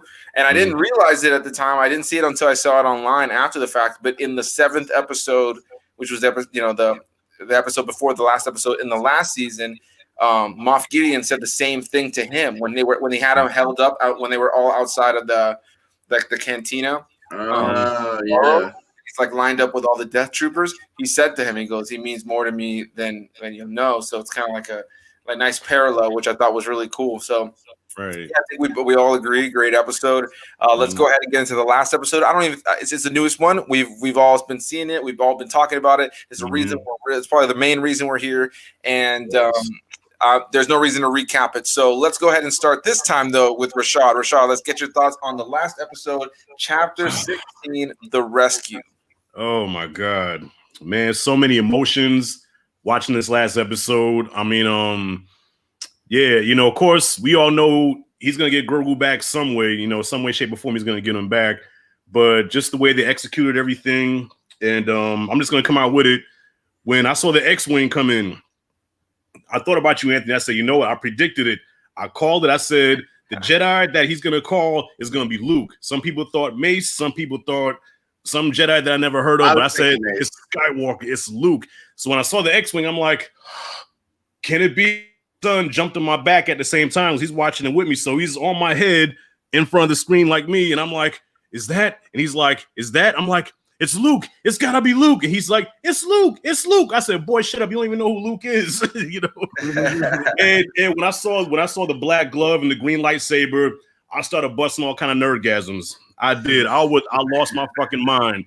And to see Luke in the way that he was meant to be seen, like, okay, we saw him in Return of the Jedi. He was cool in Jedi, but his fighting style was real. It was real simple. It was just a lot of wild swinging. But here, aggressive. Yeah, but here he was fighting like his pops. He had like an Anakin type style to him, with the overhead shit. And then when he took the Dark Trooper and like fucking crushed him, I'm like, dude, that's Anakin. That was badass. Yeah, that he is his father's son, man. You know what I'm saying? So.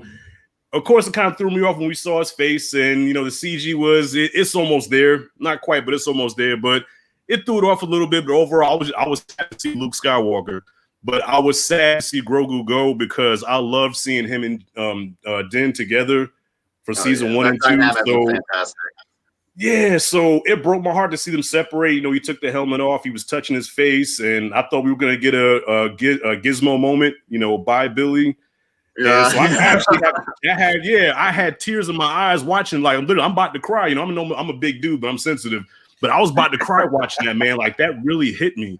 So it was a great way to end the season, a great finale. But I also want to say this real quick. Moff Gideon to me, I think is a weak villain. That may be the unpopular opinion, but I think he's a weak villain to me, man. I don't know. Like they painted him to be this badass character, but then just mopped the floor with him like he wasn't shit. Like pretty much he's I guess the leader of the new empire, but he's mostly a shit talker. Like there's no power behind those words. He's harmless physically. Everybody on that ship could probably whoop his ass, including Grogu. You know what I'm saying? So I thought he was a weak villain, but Giancarlo Esposito was a good actor, but I just as a villain, I just wasn't feeling him.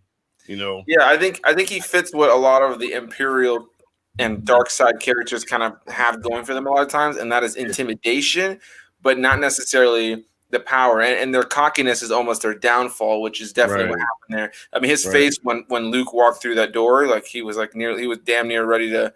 Or when shit his pants. Yeah, or I think he was already knocked out. He was knocked out. Yeah, but I think he might have looked at the monitor. I think he saw. Yeah, I think he saw the monitor before things started going back, like down south. Right.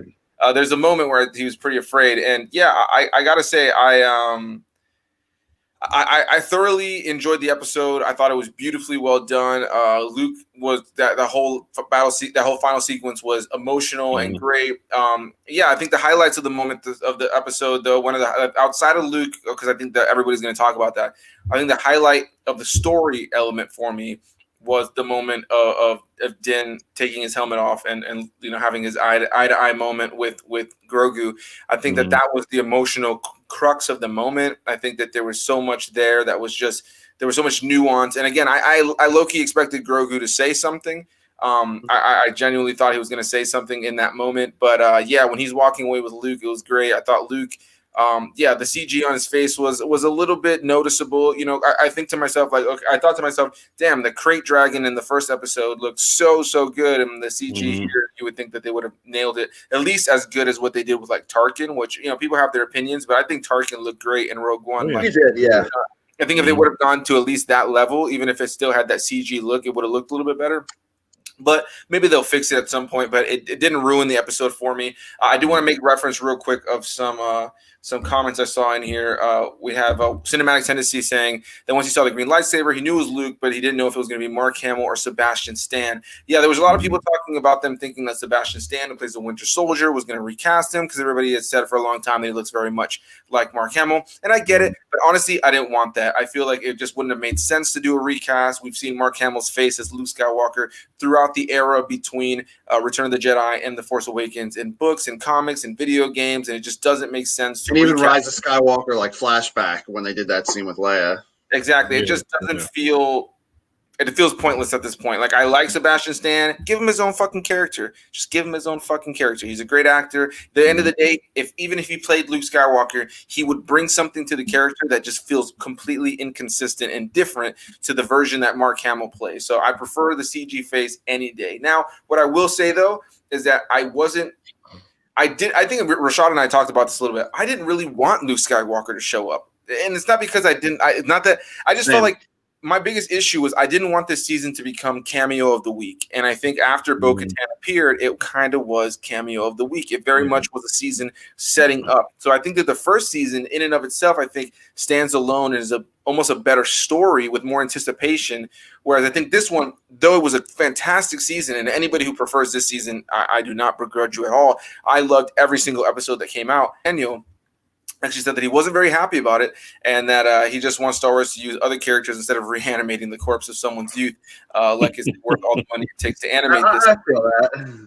Yeah, I'm okay with it. I personally enjoyed it. I think that I prefer them do that than recast. But I do agree that I think that if they were to have gone the route of just like maybe bringing in a different Jedi, it could have just made for something better, or a new character, a new Jedi. Hey, I'm so-and-so, and I heard your call. But then will it have the same impact? Probably not. So overall, I enjoyed the episode.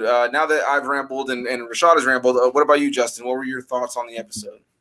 So, like you said, I still overall really liked the episode, and I know we touched upon Luke a lot, so I'm going to talk about the stuff that wasn't really talked about yet. There's one thing I hate in shows, and it's plot armor. What did Prestigious say? Oh shit! Yeah, I didn't even make that connection. Yeah. Oh yeah. Yeah, that's true. But I hate plot armor in shows, basically where all of your main characters, all the supporting characters, they're painted like these immortal people. Like, so Cara Dune, Ming-Na Wen's character, Bo-Katan, Mando, and like Luke, obviously. Like, not a scratch on him, not one bit. Bo-Katan got like shot a few times. I don't know if she's alive or dead, but whatever. But like, I just wish the stakes. Say it again. She's alive. There was that whole thing with the saber at the end. You know, they were trying to. We're going to talk about that in a second. But the whole thing where he was trying to give her. Right. I remember having it in my head that Moff Gideon like shot her a few times, but I'm mixing up stuff, anyways. But no, like. I think the stakes could have been higher. Like, I don't need anyone. Like, it doesn't mean I want anyone to die or anything like that.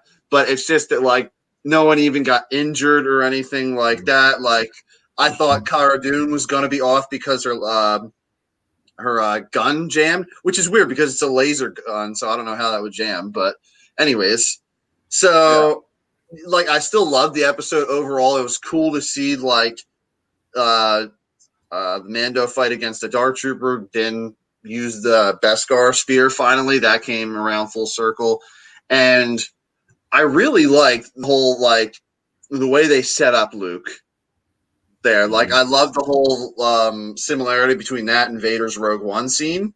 Yeah, I was gonna say that. And kind of like Rashad was saying, he fought with a little bit of like each different era of the Skywalker series, like, because in certain Skywalker things, like in episode like 5, Luke struggles and he's kind of just swinging aggressively and not with his full head. So, but he does some of the aggressive shit, like he did the Anakin shit with crumpling up, and then some of the shit he like slices him in half, and he does it really brutal. Other times he looks kind of like a dancer, like he's more graceful with it and stuff like that. He's just like like that, like. But overall, the CGI for me, like, it looked good. But it's just, I think I forget if you saw my Facebook comment about this when I was going back and forth with someone, like, stuff in Terminator Dark Fate, like John Connor's face at the beginning of that. Sorry for anyone who didn't see that movie, but they had John Connor and Sarah Connor at the beginning. That CGI looked like the best CGI I've ever seen for like a de-aging or like a bring old characters back from the dead type of thing. But with Luke, like, I feel like it's not that it looked bad. It's just that they didn't probably spend as much time as they would as like a big Hollywood blockbuster or anything like that. But I think it didn't ruin the moment. Like, the moment was so good story-wise, and like the cinematography was so badass that like it didn't really matter that it didn't look 100. Yeah. Like, and when you heard Luke talk, what I liked is like when you heard Luke talk, it was like younger Luke's voice. It wasn't like old Mark Hamill's voice. Yeah. Like they had Jeff Bridges in Tron, and you could tell that was like old Jeff Bridges voicing his like younger self when he was Clue or whatever like that. Yeah. They did the same kind of thing. So overall, I liked it. As far as season 3 with Mando, I have no idea like where it's going to go. They didn't put a lot of setup into his story next season. The only thing was like they said Bo-Katan has to fight him to get the Darksaber, but that's like the only thing. So I don't know if the future of the show is going to be like each season is going to be like an anthology series, like he's got to do this one thing each season, or it's going to be an overarching like 2 or 3 season story for the next. I have no idea. I have this idea that I have this thought that he must. I feel like the beginning, like they're gonna do kind of like the adventure of the week kind of thing with Mando, but I have to imagine that it's gonna weigh heavy on him. He's gonna think of Grogu. I can already picture the scenes where he's like flying his ship. Like the episode starts with him flying his ship, and he's gonna look over at that seat, and it's gonna be empty. He's gonna look over at the little ball on top. Well, I guess the Razor Crest is destroyed, so that can't happen. Yeah, I was about to say he has no ship, but he has the ball. We're all forgetting shit. It's okay. It's okay. He found the like to his lever like in the wreckage, which is so funny. Like I thought that was hilarious. Like the whole ship gets decimated, but the little ball was still within the wreckage. But I guess I don't know. Like I was gonna say like symbolism, I guess. So like I'm sure he's gonna look at that a couple times in the next season, and he's gonna have these moments. I'm definitely looking forward to revisiting the season, trying to learn these moments, trying to learn the lines of dialogue, so that I can try to come up with better theories as time goes on. But yeah, I really have no idea. And now with all of these shows coming out, the Book of Boba Fett, I guess let's just jump straight into the post-credit scene. Which I believe this is the first time a Star Wars thing has ever had a post-credit scene, if I'm not mistaken, which is crazy. We get a post-credit scene with Boba Fett going back to Jabba's palace, and we see Bib Fortuna has put on some pounds and is just sitting there. What's it called? Hold on. On Jabba's throne. Daniel says that the ball is Beskar. Is it Beskar? Is that one singular piece of the ball like Beskar? I mean, it very well could be. But if it is, I missed that part. But yeah, so he gets to Jabba's palace. We see Fennec Shand coming down those iconic stairs with Boba behind him, and he stands in front of Bib Fortuna, who was working under Jabba in Return of the Jedi, and yeah, he just is like, "Oh, Boba, I thought you were dead." He sounds way different. Yeah, right. And he just shoots him straight in the chest, kills him. I mean, he's put on some pounds. Some years have gone by. But what I do like about that is that they had Matthew Wood play him in that scene again. Matthew Wood is one of the what's it called? Matthew Wood is one of like the top sound engineers and sound editors for Lucasfilm. He's worked on every Star Wars movie from the prequels till now on sound, and most iconically, he is the voice of General Grievous and the voice of the droids in the Clone Wars. So he, in the Phantom Menace, when that brief scene right at the beginning of the pod race, you do see Bib Fortuna standing next to Jabba the Hutt. I remember. And he doesn't say anything. It's kind of more of like a cameo, but in that scene, he's played by Matthew Wood, who would go on to be General Grievous. And so they used him again for that scene at the end of Mando, which I thought was great. Like a nice little, continuity to just keep it connected to the prequel And I guess, era. Same and I guess they made him fatter to kind of represent like more that he's like sort of becoming Jabba the Hutt almost like. Yeah. Well, you know what? I can't be the only one thinking this. All right. Just tell me if my mind is messed up. I can't be the only one thinking this. When Boba shot him, right, and just tossed him aside, and he sat down, I said, okay, that slob has been sitting on that seat, passing all kind of gas and slime and all kind of fluids and nasty shit that was on that seat. I said, Boba couldn't take a Lysol or something or a wipe and sanitize that shit first before he sat down that motherfucker.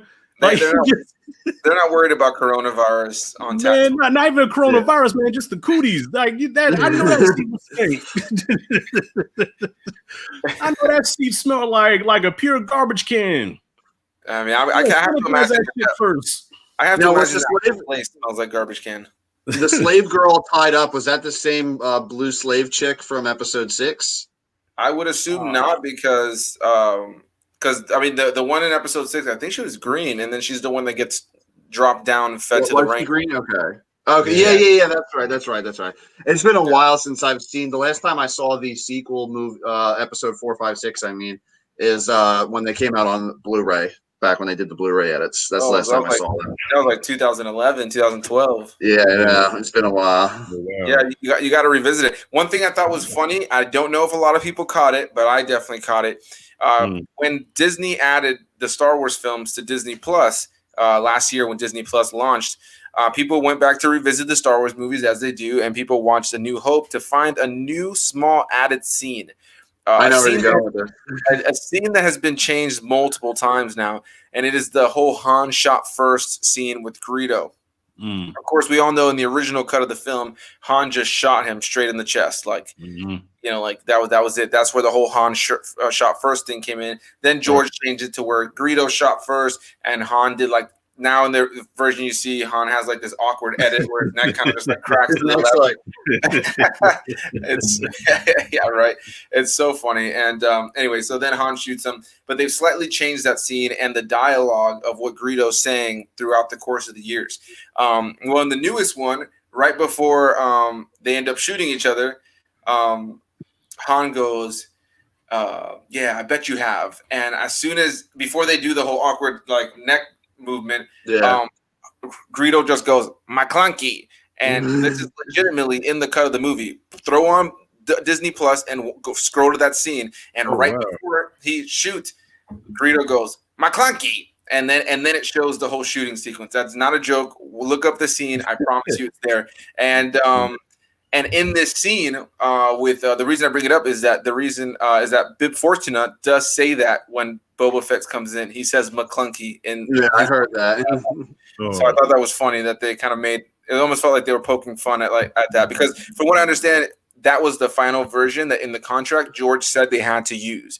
So moving forward, any releases of A New Hope is going to have that McClunky thing in there. It was one of the last changes George made and it wasn't a released version already, but that's the official version of the movie now, which I thought. I saw people online trying to say like McClunky is something like people say when you know you're about to die or something like that. I mean, that was maybe. That was supposedly like on Reddit and shit. That was like the meaning behind it. Who knows? Yeah, well, how does George feel about has he ever said what he feels about the new, how he feels about the Mandalorian? Because I know he wasn't a big fan of the Disney trilogy. He was on set. I saw there was pictures of him on set of Mandalorian. I think he likes it. Yeah, I mean, he should be proud, man. I think they did his baby justice. I think a lot of it too also has to do with the fact because I believe he's come to the set for all of the Star Wars movies, if I'm not mistaken, that have come out, the newer ones and stuff. But I know that this one probably is a little bit more dear to his heart because Dave Filoni is such a huge part of it, and anybody who's well versed in Star Wars knows that Dave Filoni is essentially George Lucas's he's his Padawan. He's Jesus Christ. Yeah, George Lucas's God. Dave Filoni is Jesus Christ. Yeah, pretty much. Not any religious people out there. Exactly. Like if you guys have seen there's the gallery like behind the scenes making of Mandalorian. They did a first season. The second season's coming out about season 2 of Mandalorian. But they kind of did these round tables where the directors and the actors and the producers would all sit around and they would kind of do these interview kind of things and they'd show clips of the making. It was a really great show. I highly recommend it. It's on Disney Plus. And in these episodes, man, like there's so many times that they're talking to Dave Filoni and he just goes off on this tangent about the Force and about what George taught him about this and that and about these characters and when the symbolism that George taught him about different things. And then he would finish talking and then like I can't tell you how many times like the people who were involved in the show kind of like had this moment where they kind of just laughed and were just like, well, I'm going to have to, talk to you more to make sure that I'm doing right about this and that. Like, he just is such a knowledgeable Star Wars fan and creator. And even in his weakest things, like I think the weakest thing Dave Filoni has ever been a part of for me is Star Wars Resistance, which is the third Star Wars animated show that takes place during the event of Force Awakens and The Last Jedi. I liked the show after having watched. There's only 2 seasons. I liked it, but that's about where it sits. It's the most. It's the most for like the younger audience kind of Star Wars show. Yeah, I can tell from the animation style. Yeah, like, it's definitely the most for the younger audience, but there are some nice connections to the sequel trilogy that I thought were really cool. Like, and there's some great moments where you get to see like Poe shows up, Princess Leia shows up, or General Organa at this time. So you get these characters, Captain Phasma. You get these characters, Kylo Ren shows up at a period of time. So it's not like necessarily like as gripping as, let's say, the Clone Wars or Rebels, where those shows, like, though they're animated and they have their youthful things, they're pretty serious. Like, they don't dumb down the dialogue for kids, whereas Resistance is just kind of like, it's cheesy. That's the weakest thing that I think Dave Filoni's been on. But, yeah, guys, I just rambled on for way longer. I'm sorry for anybody who's like, bro, this guy doesn't shut the fuck up and doesn't let anybody else talk. No, that's all good. I mean, that's what I was thinking, so... Well, I got a question. To go back to the last episode. So when Luke shows up and R2 comes, R2 sees Grogu and he's like, excited. So I'm assuming he knew Grogu from, I guess, during the prequel days, right?